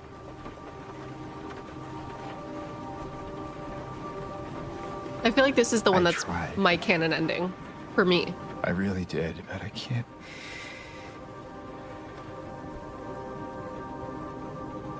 I just can't go on without you. I can't forgive myself for what I've done.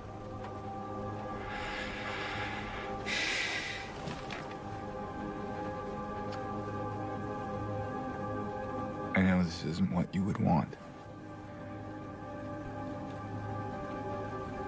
But I guess it doesn't matter anymore.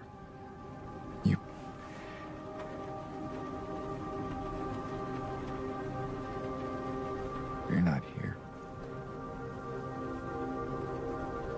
It's the ending we deserve. Are you? Yeah.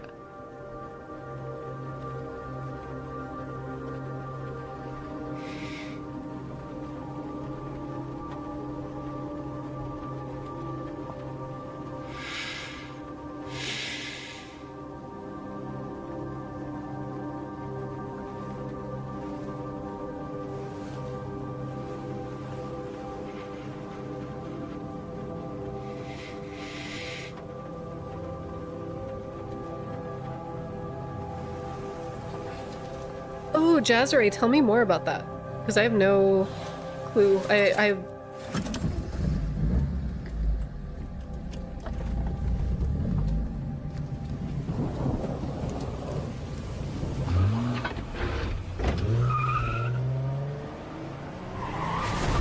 Skate skirt.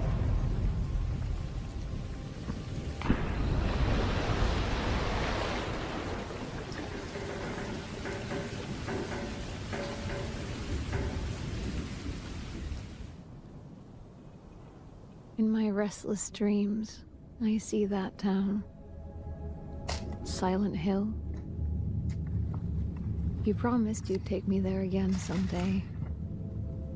But you never did. Well, I'm alone there now. In our special place. Waiting for you to come and see me. But you never Whoa, did. what?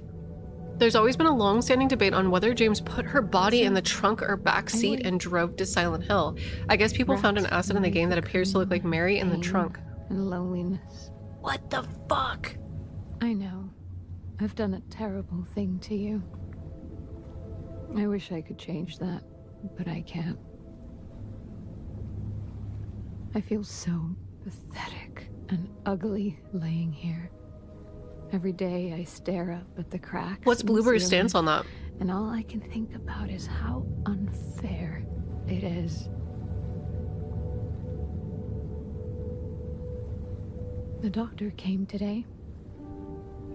Told me I could go home for a short stay.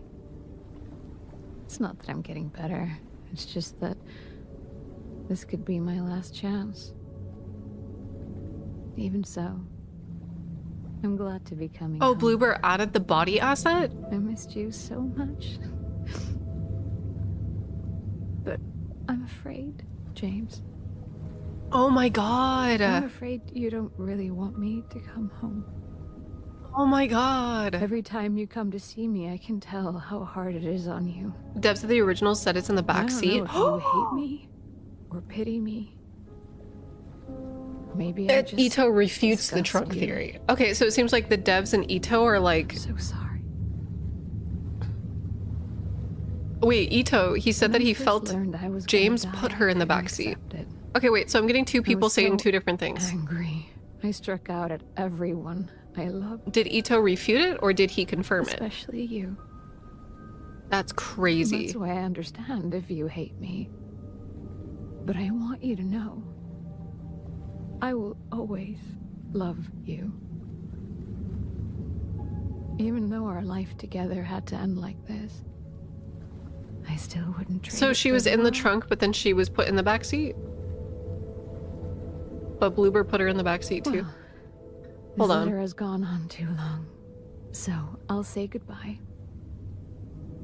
I told the Hold nurse to on. give this to you after I'm gone. I believe Which it. means that as you're reading this, I'm already dead. But that's okay. I'm not afraid of it anymore. There's not really like a scene where you can see... I mean, he like glances back. He like glances back into the back seat. Is that this? I wonder, can you see it from the start of the game? Hold on. We're doing this for science now, Chad. I'm sorry. You guys have me like hella curious now. That's crazy. That goes crazy. I never knew about that. But I guess it's because like, obviously I played this game before I really got involved in like, you know, internet fandoms or like, do you know what I mean? Okay, wait, at the start of the game, you can no clip in there. Okay. Ooh, ooh. The stillness ending reinforces the backseat theory. Crazy! Not in the trunk, but in the rear seat. I don't think James is as cruel. That's fair. That's fair. I mean, it doesn't... the semantics of whether or not she's in the trunk or the back seat doesn't fucking matter to me. What matters is that he's carrying his fucking his wife's corpse around. Can you... So wait. You can no clip and see her in the back seat? Oh shit, I do kind of see it. I do kind of see it. The blanket.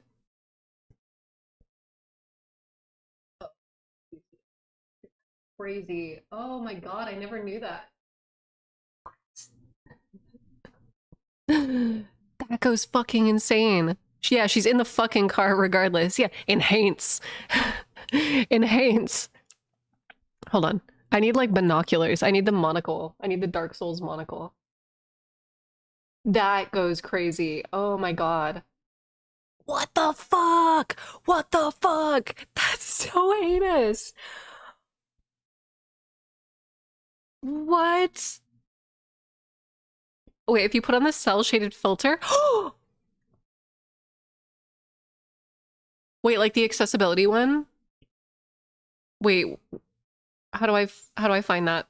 What's that under? Is it under graphics? Cell shaded filter. Can somebody tell me what setting this is under? Because the settings, while I love that the settings go crazy, I have no idea where it would be.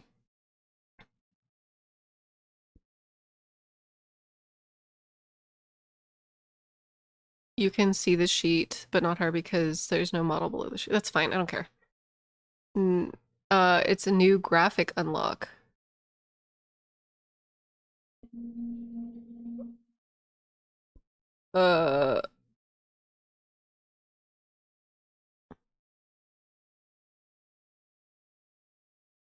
Kyle, only portions of it are in his head.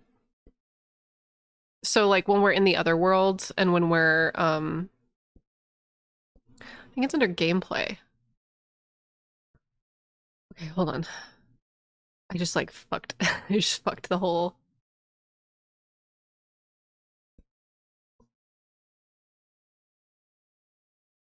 Okay. Gameplay.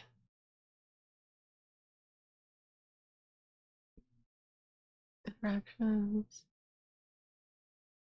Okay.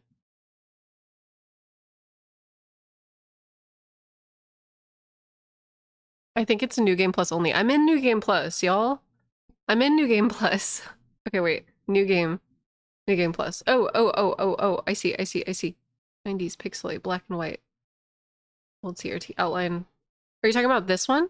The outline, the cell shaded one. Okay.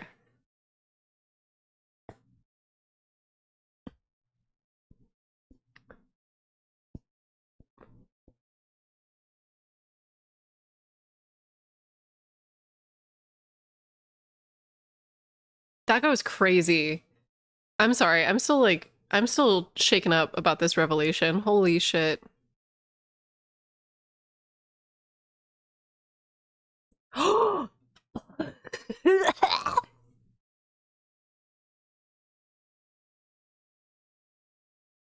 Damn. Okay. Well,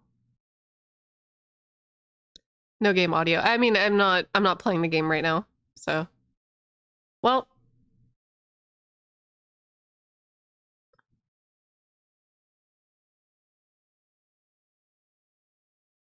well.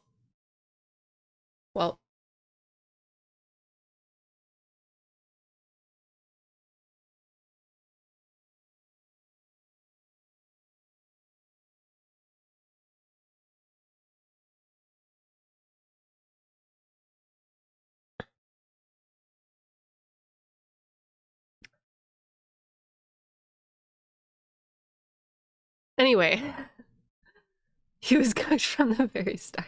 Let's keep watching the rest of the endings. Holy shit, that goes crazy. So him glancing into the back seat of the car. So he's like contemplating driving off the cliff. And then he glances into the back seat.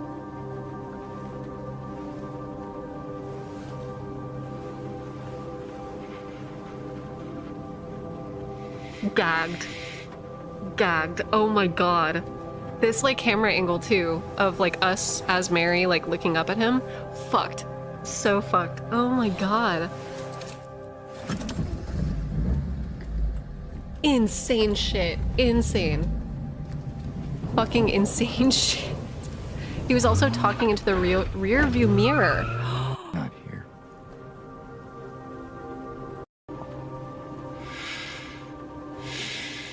Hold on, wait, where was it? Not here. Was it before this moment? Oh. I know this isn't what you would want, Damn, Bloober. but I guess it doesn't matter anymore. You're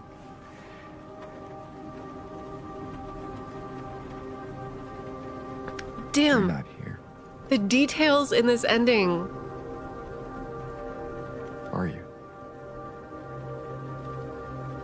The details in this ending. The camera keeps going back to the back seat. Fucked. So fucked. That's so heinous. Oh my god. No way.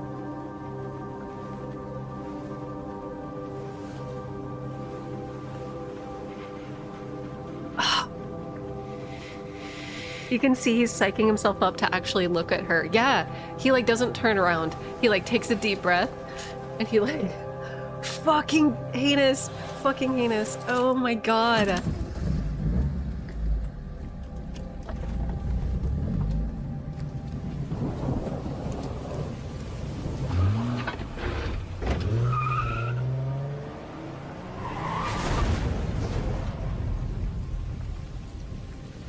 Same, Jazare. Same. Okay, anyway, great observation. Thank you for the discourse. I had no clue. I had no clue. That's In my crazy. restless dreams, I see that town. Okay, Silent I'm gonna Hill. skip the I'm gonna skip I'm the afraid you dialogue, don't really, 'cause which means that as you're for others. Okay, because we've already. So this is the Maria ending.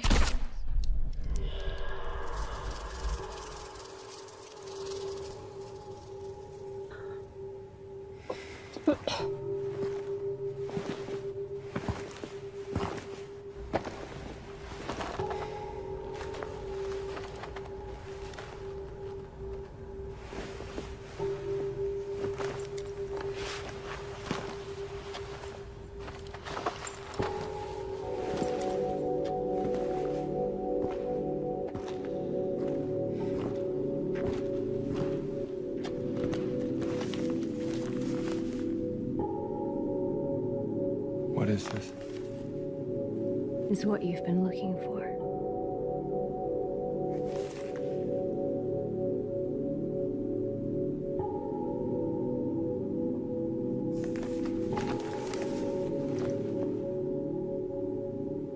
Let's go.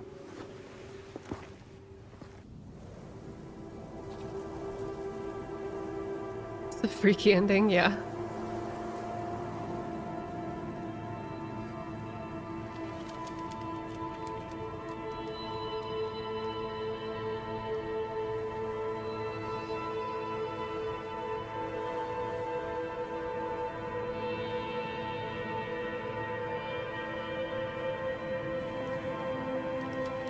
Got my wife back, but sexier. I got this ending, it was so confusing. That's fair. James, why does your car smell?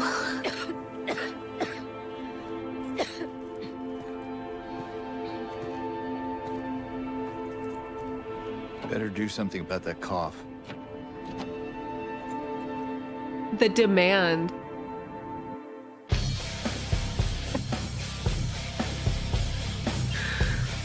Not with the guitar. Not with the guitar. Nothing.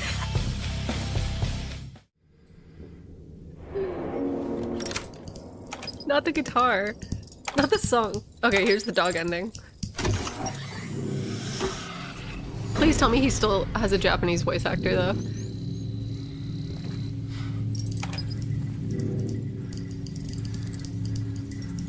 Fuck ass shit. Yeah.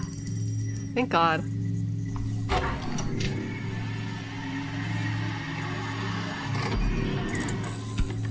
Nie.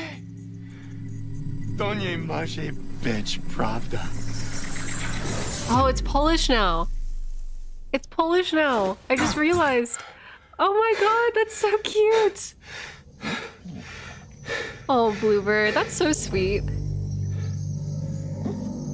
It took me a second to realize it was Polish.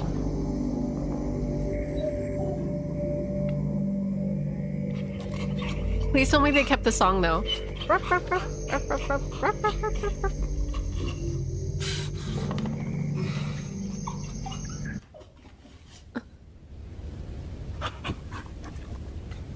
Please tell me they kept the song.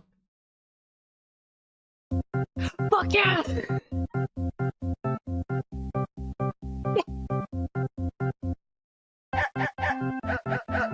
Oh, it goes so hard. This song goes so hard. Oh. UFO ending time.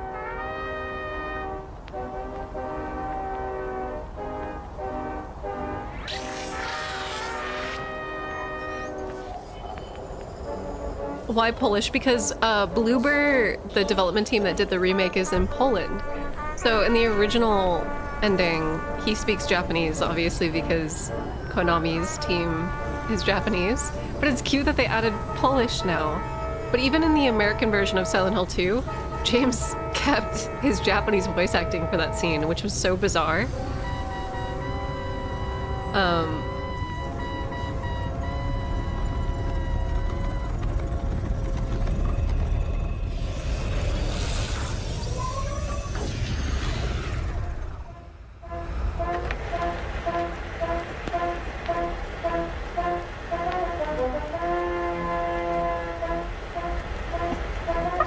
Comic Sans! Thank God for the Comic Sans.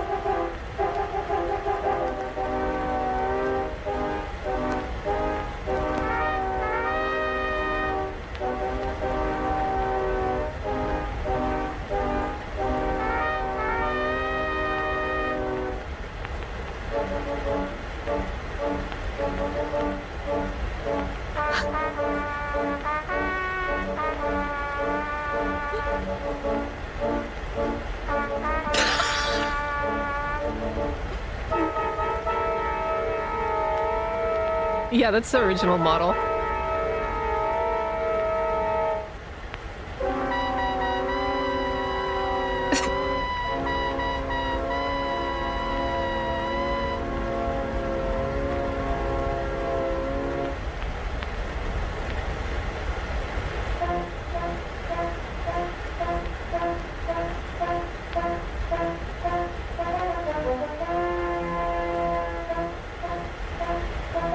Oh my god, will there be two Jameses in the Silent Hill 3 UFO ending? I hope so, Ren. Because in the UFO ending in Silent Hill 3, Heather meets Harry and I think is it just James or is it James and Harry? Okay, wait, hold up. So this is what ending is this? Rebirth. We got Rebirth, Stillness, Harry. and Remake. You look so peaceful. Fuck, okay. Perfect, no Forgive me notes. for waking you. But without you, I just can't go on.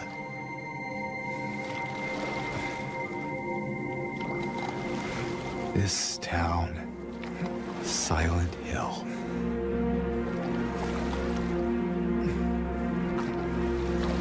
The old gods haven't left this place. And they still grant power to those who venerate them. James the cultist ending? Power to defy even death. Yeah, because it's a rebirth cult.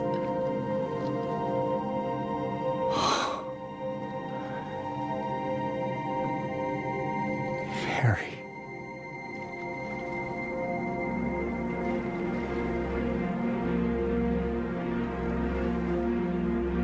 Oh, it was unclear if this was her body, but it's canon now. Wait, hold on. Does he have the blanket in his boat? Can't go on.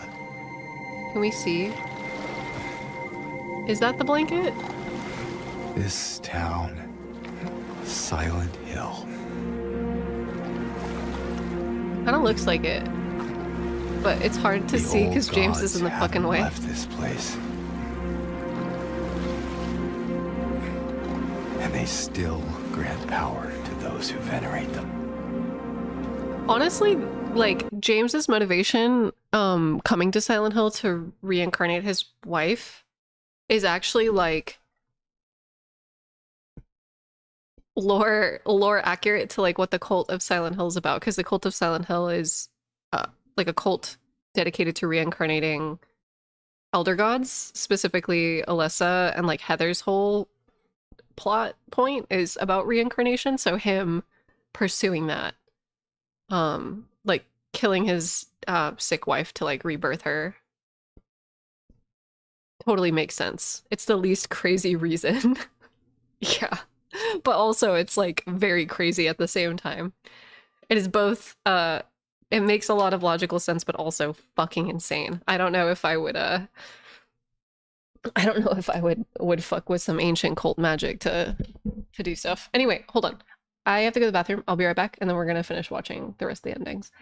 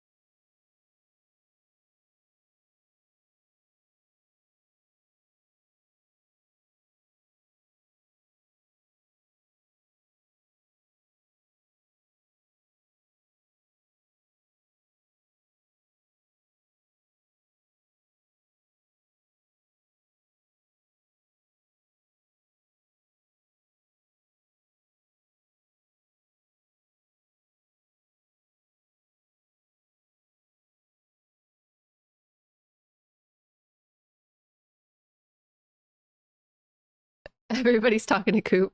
Oh, he just looked at us. Coop can read. The true dog ending. Yeah. It's true. It's true. Okay. So we just watched Rebirth. This is a new ending. I believe Stillness and Bliss are the two new ones.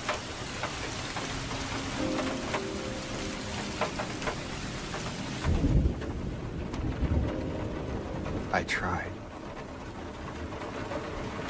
I really did, but I can't go on without you.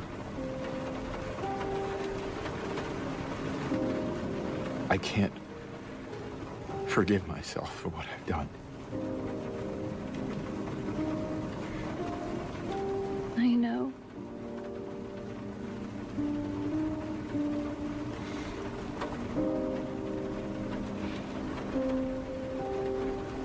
What's wrong, honey?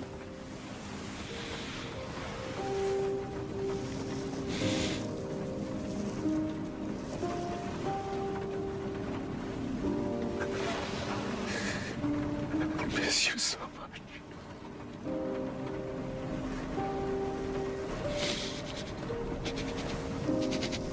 I am sorry.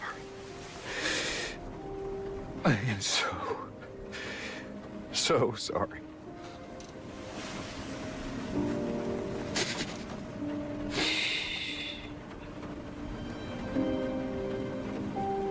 It's okay.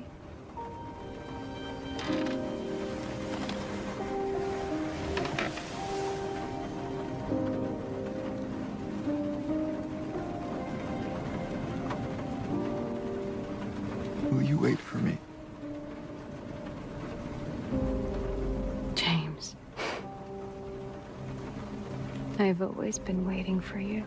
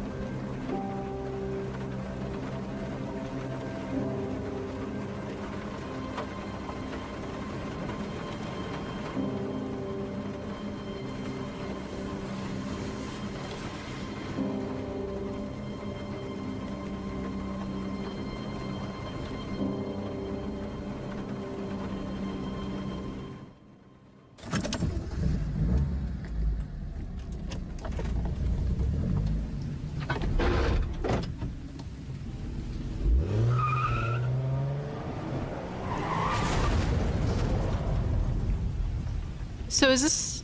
Yeah, that definitely confirms in the backseat, yeah. So wait, is this like,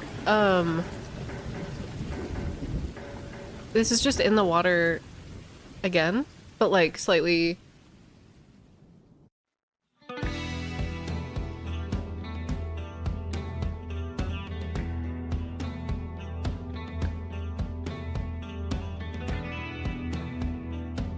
It's in the water plus. Okay.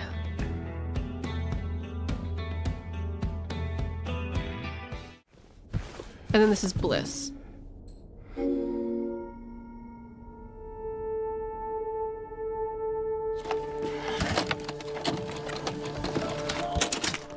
It's in the water with accountability. For sure, for sure.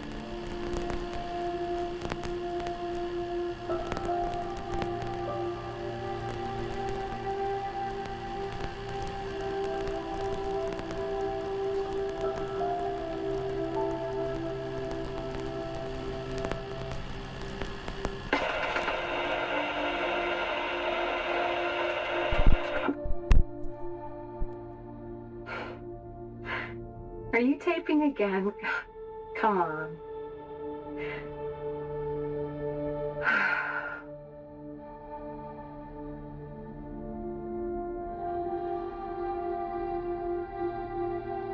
I don't know why, but I just love it here. It's so peaceful. You know what I heard? This whole area used to be a sacred place. Sorry for the crackling, yo. I think it was like in the recording.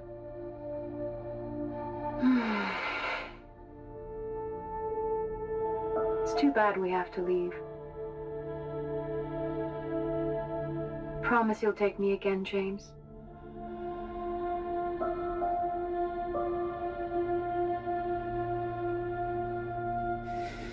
I promise.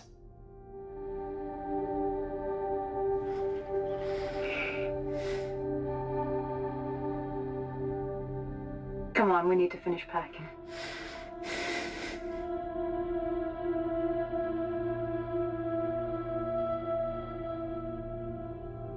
James, honey, did something happen?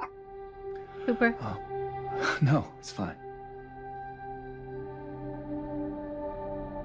Everything's fine.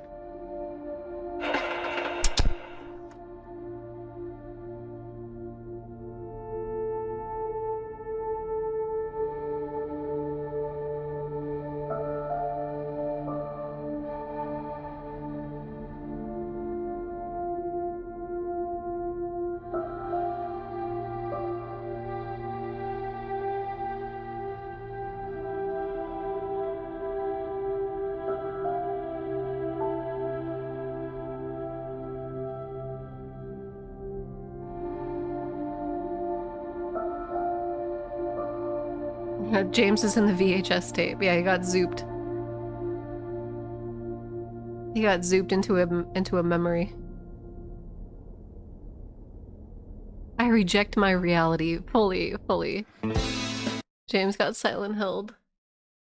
Oh my god, what a good game. Damn. Just got back to like the fucking body in the back of the car. Jesus Christ. Wow. The video dromed. 100%. Damn, I feel like it's been a while since a video game has made me feel this way after I finished it, but I kind of feel like I got the wind knocked out of me. That was crazy. Oh my god, Bloober. Damn. Such a great game, yeah. Peak fiction. Oh, wait, I wanted to show you guys. Hold on. I want to show you guys the dog ending from the original. Because I want you guys to see the credits, because I don't think they kept the credits, and the credits are the best part of the original one. Here we go. Oh, fuck yeah, dude. Fuck yeah. Fuck yeah, dude. Okay. Do we have... Can we see it? Okay. Fucking Maria and James on the little...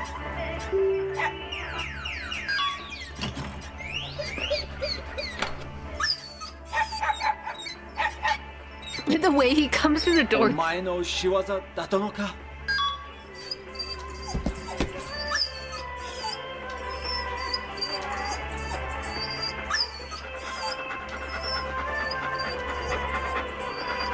Oh, they don't even have the credits in this one.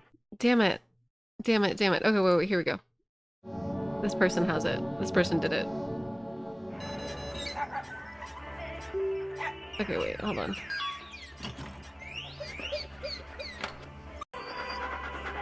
Sorry, it's so low quality, y'all.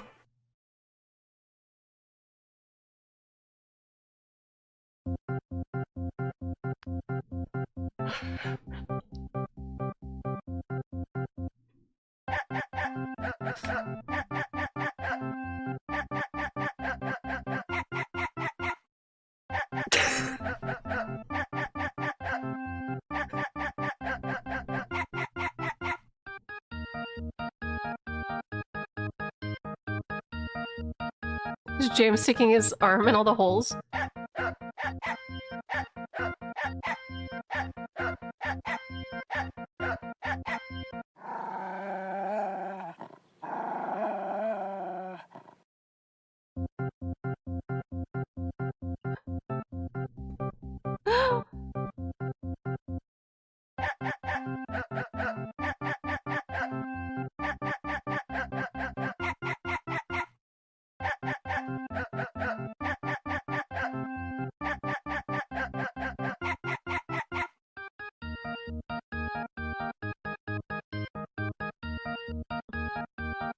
It's just James getting choked out.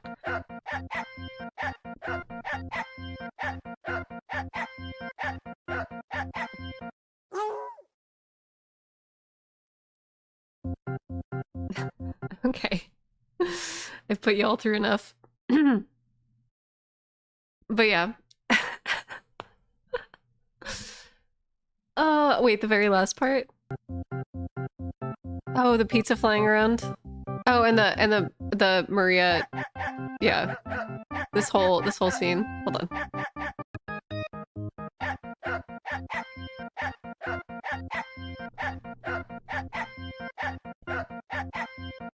Oh.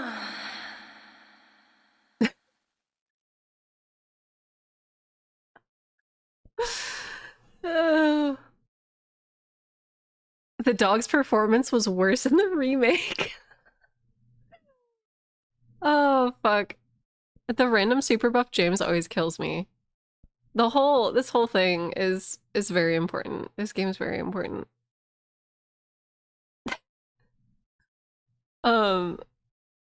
There's also Silent Hill 3 UFO ending. I'm just gonna skip through this really quick so y'all can see it. But yeah, so in Silent Hill 3... Crazy is going on. Listen, something crazy is going on. Cheryl, you're back. What happened? James is in the background. Well, it's like this. And that's about it. Oh, my poor little Cheryl. I can't believe that. I'm going to Silent Hill, and I'm gonna bust some heads. Oh, Dad, you're the coolest!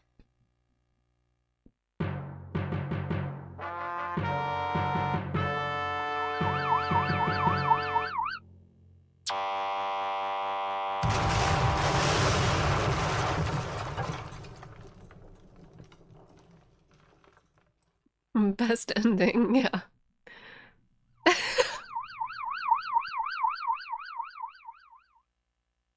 Alien and Dad are friends.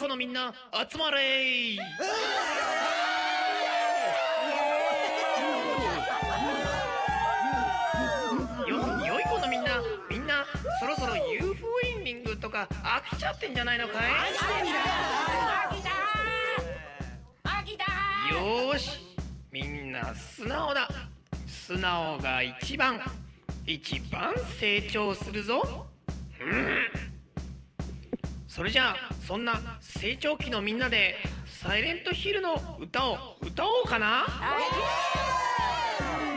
よーし、いくよ。ワン、ツー、ワン、ツー、ゴー。Anyway. Yo, man. Yo. Silent Hill can't hurt you anymore. It's not real. Shake it, shake it. Yo. Silent Hill no uta. This used to be my ringtone.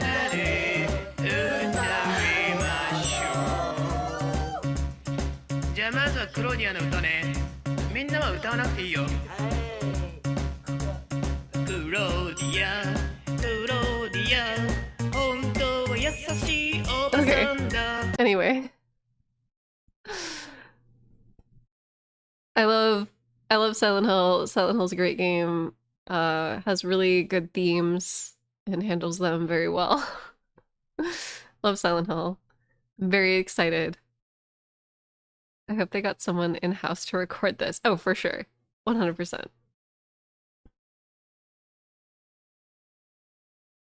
Fantastic. Beautiful. Love this series. Love this game. It's super formative to me. Thank you all for watching. I think, what time is it? 1:30? Not much. Okay, wait. I hate to call it already because I know we were gonna stream some Fields of Mistria, but honestly, wait, does this go on for 10 minutes? No, it goes on for like 5 minutes. I don't know why they have like an extra 10 minutes. Yeah, I was gonna stream some Fields of Mystery, but I'm gonna be honest, I haven't actually touched it since we all played together last time because there's no updates currently. So I'm currently waiting for the November 18th update, and I'll talk about it a little bit for those of you that are interested and are curious about it because it's about to go off and I'm really excited. Here, let me pull it up. So in the November update, they'll add more depth to the mines with new enemies and cosmetic drops from the mine monsters. The town's level cap will also be raised by 20 levels, adding new rewards, board quests, museum content, and a new festival. Skill caps will also be raised from 30 to 40, adding additional skill perks along with the increase, new home upgrades, player and animal cosmetics, additional decor. The NPC studio is also leaving the door open for additional stuff according to the roadmap's miscellaneous section. There's also going to be, it's not stated in this article, but they've said it on their website that there's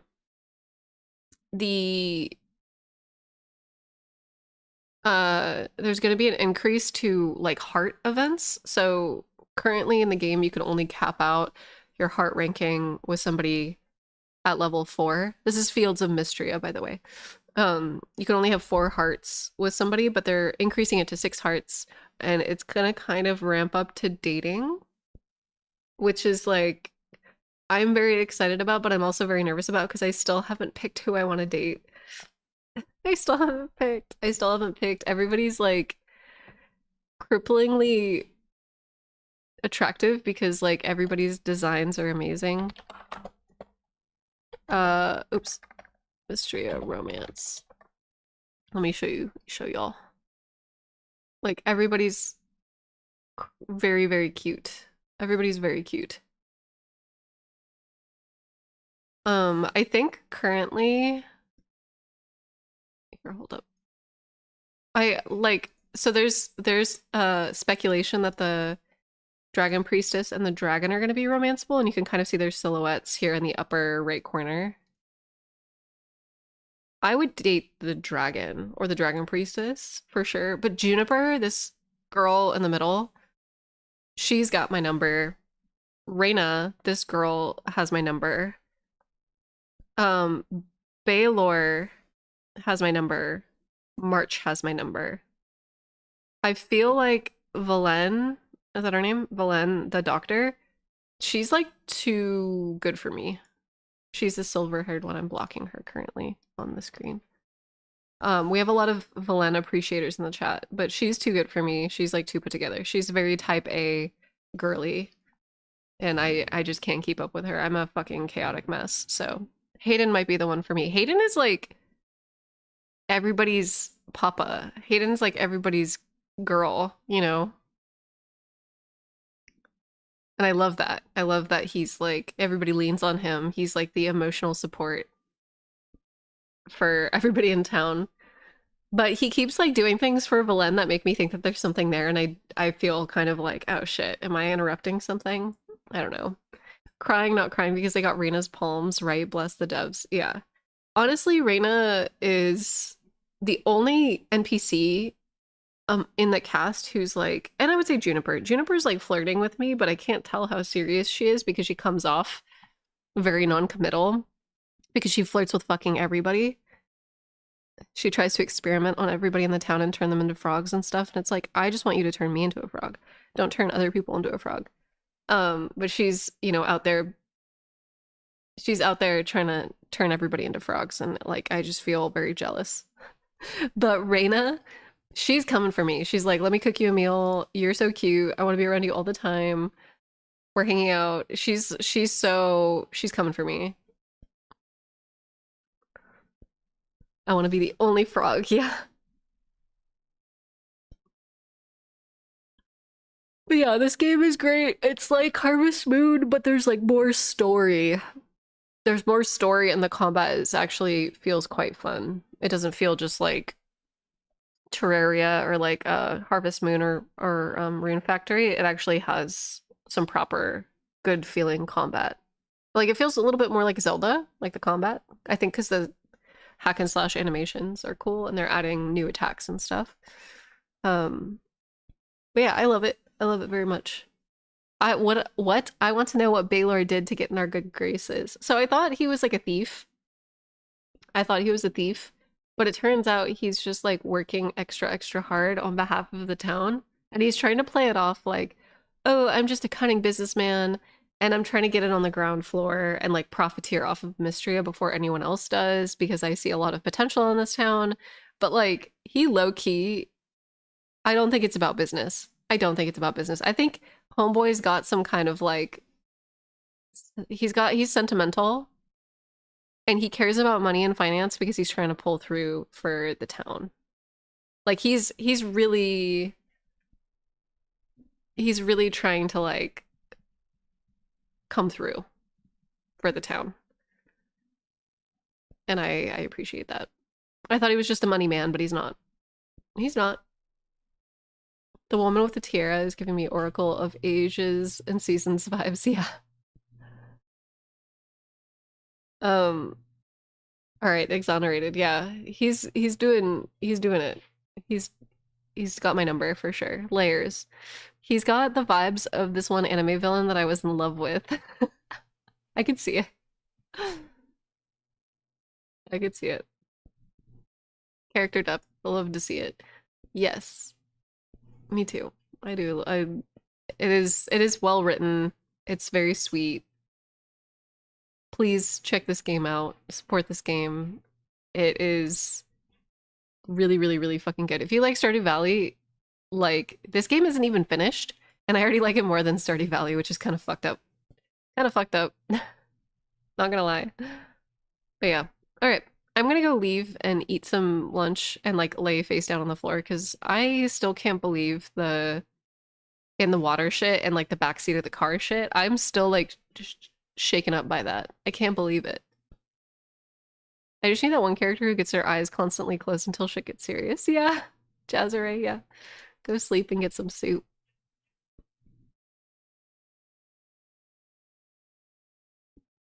Yeah, Fields of Mistria is really stellar. Bye, y'all. Yeah, thank you all so much for playing with me. The next time I stream, because tomorrow is Halloween, I'm gonna be taking tomorrow off because I actually have something that I have to do tomorrow. I have a lot of shit I have to do tomorrow, actually. So I'm taking tomorrow off, but on the first through the third, we're streaming Dragon Age. And then I start my new job on the 4th. It's gonna be crazy. I can actually stream Wednesday of that week because and there is something that's coming out. There's something that's coming out for those of you that are familiar with the company that I'm going to be working for. There is a new show that's coming out this weekend. Hold on, wait, let me double check.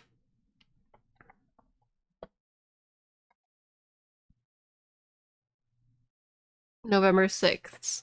There's a show, a video game show that's coming out this weekend. And I actually have to work that. Yeah, that's this weekend. So everybody please go support it. I know I don't need to be fucking advertising for it, period, but I hope y'all enjoy it. I'm really excited to be working on it, but I will be doing media and press on Saturday the 6th for it. Oh wait, wait, what am I saying? Not Saturday the 6th, the 9th. The 9th. So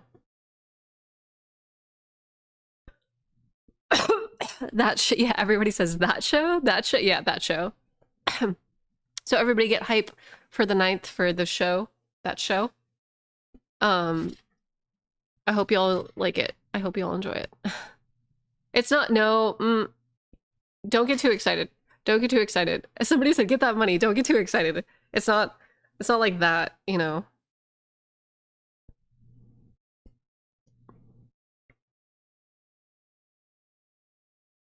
It's not, the industry doesn't work like that. There's a lot of people that get paid like almost minimum wage within the industry. So just a heads up. Just a heads up. It's not like that.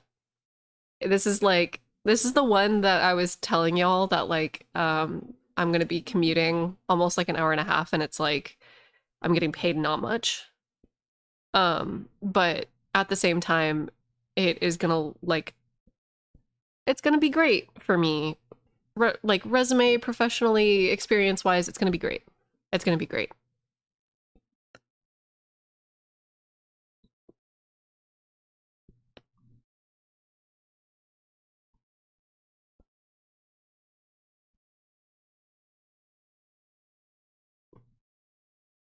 I can't talk too publicly about anything. So.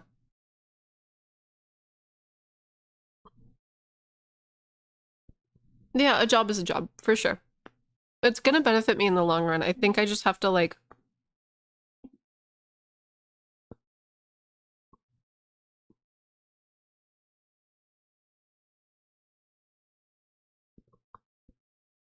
I just have to heads down. And just a heads up, it's on the marketing end of things, just like my last one with Turn 10 and Forza. It's like marketing, commercial, coordination. It's like that kind of stuff. So it's not like I'm not doing any art or anything like that. Or script writing or like show side, like studio side of things. Does that make sense?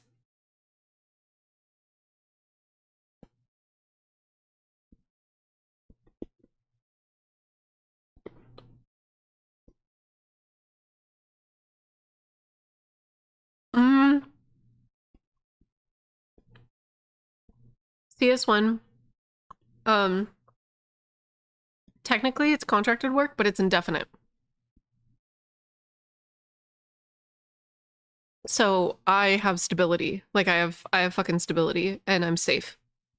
Which is like more than I can say over the last 2 years. Pretty much everything that I've done over the last 2 years have been very short-term gig contracts. So like the Dota Internationals and like other stuff like that. But the stability is going to be really nice because I am going to be getting health benefits and I've been off of my antidepressants and my ADHD medication for like 2 years.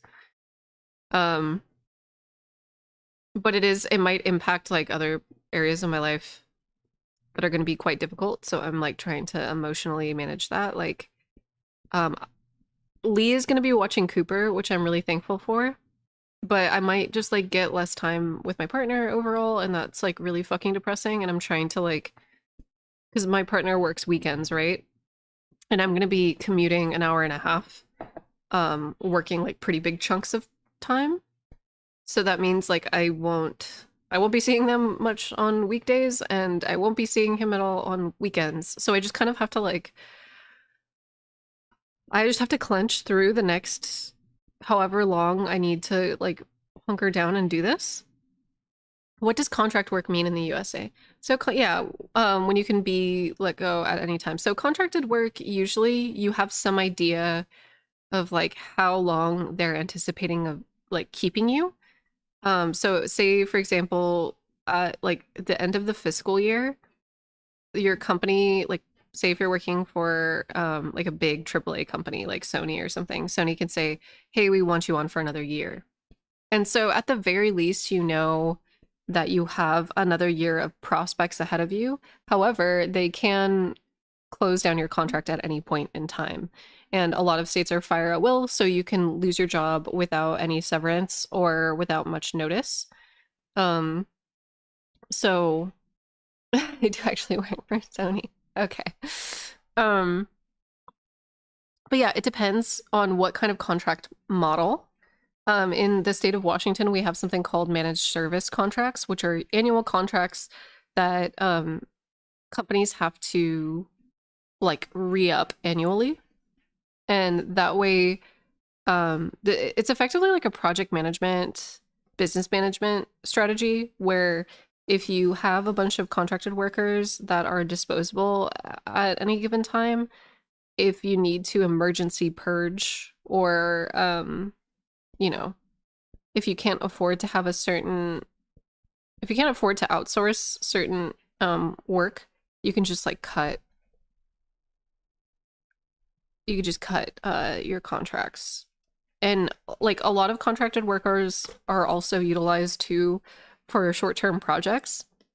So instead of having to pay, say you're a video game studio and you're working on a video game, when you have like an artist who's only doing art for like a particular season of that game's development, and then after the game is out, you don't need that artist anymore, they can just like dump you or like move on. But there are some artists that they try to like keep in-house. And that was what recently there was a huge layoff that happened in a particular studio. And they let go of like a lot of seasoned like artists who had been there for like 12 years. And a lot of people are speculating that that studio it might potentially be looking to outsourcing or having like temporary artists instead. So that way, whenever they phase in and out of projects, they can just kind of like phase their workers in and out. But I don't know. It's like a whole. I hope I'm making sense. It can be kind of scary when you're in the industry. And that's why I'm shooting for the particular area of work that I'm shooting for, because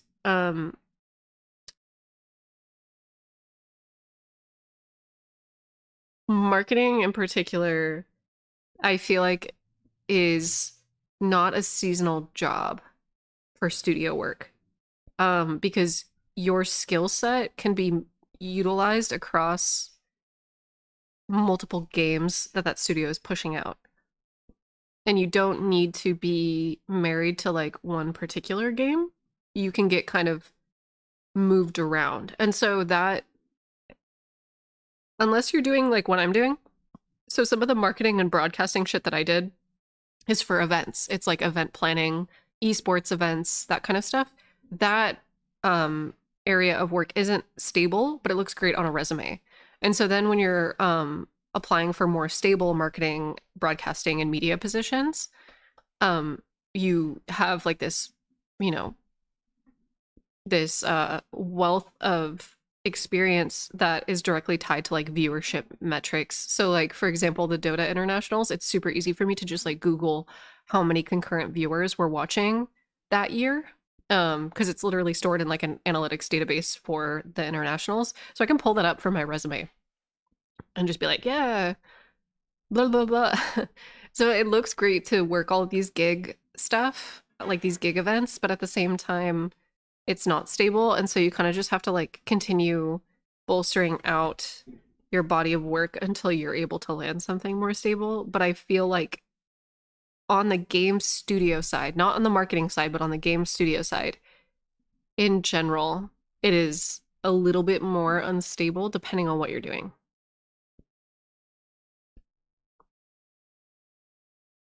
So yeah.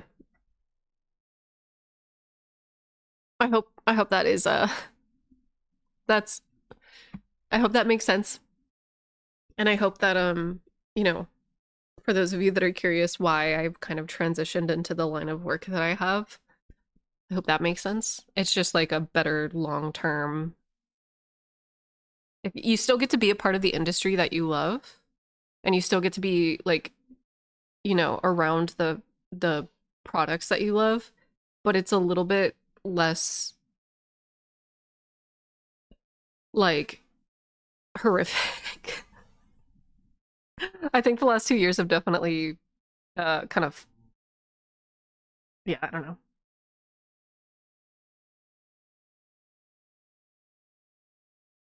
Global petition to make the arts more profitable and have people appreciate the folk behind the work more. I agree. I also think too, the more that I've like been working in marketing, the more that I realize that that's kind of like what I've been doing this whole time anyway. So it feels very natural to me. I think that's another thing is like when we, oh, I won't lie, I haven't heard of an indefinite contract before. So look up CS1 if you're curious about what that is. Look up managed service contract. Here, hold on. Managed service contract. It is just a type of contract where you can re-up that contract annually. So there's not like it's not like there's an end date. So for example, I was on a managed service contract with the Xbox community team for like 2 years. And like, Waves was on a managed service contract for 9 years.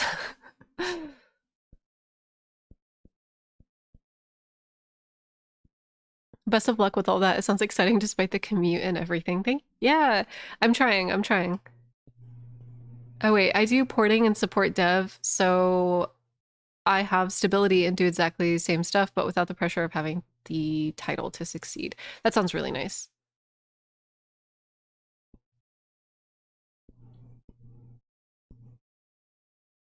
Yeah, when I felt like when I was working in Xbox user research, I feel like that field is relatively stable. User research in some fields can be one of the first things to go, but I think that when you're working for a big company like Microsoft, you're working on so many things that they can't really justify dissolving it. So like not only are you working on games, but you're also working on like Microsoft physical products. It's like research operations. You get to work on so many different things. So in that to that degree, it's not that field is also more stable. That field is also more stable. And that's more like support design.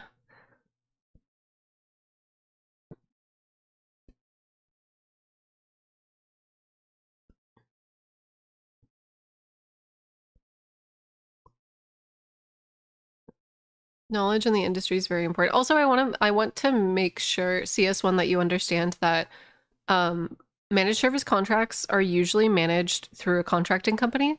So for example, I'm not like an independent worker who is working for the video game studio that I'm working for. I'm a contracted worker who is contracted through a parent company, sorry, not a parent company, through a contracting company that is unaffiliated with the game studio. And the game studio will approach these contracting companies and say, we need workers. We need like 3 media coordinators or 3 media professionals.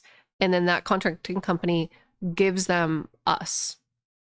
And so we're technically working for a different company on the game studio's work.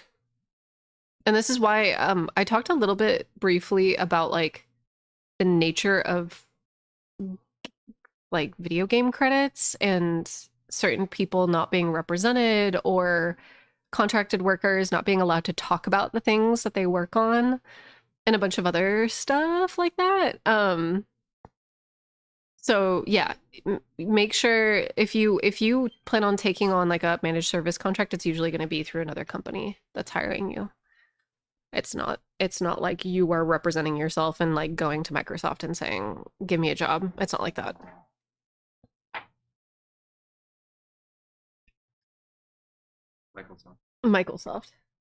Microsoft Word.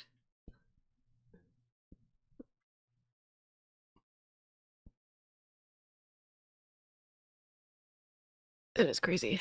But okay, I'm gonna end stream. I hope you all have a good day. Goodbye, goodbye, goodbye, goodbye, goodbye.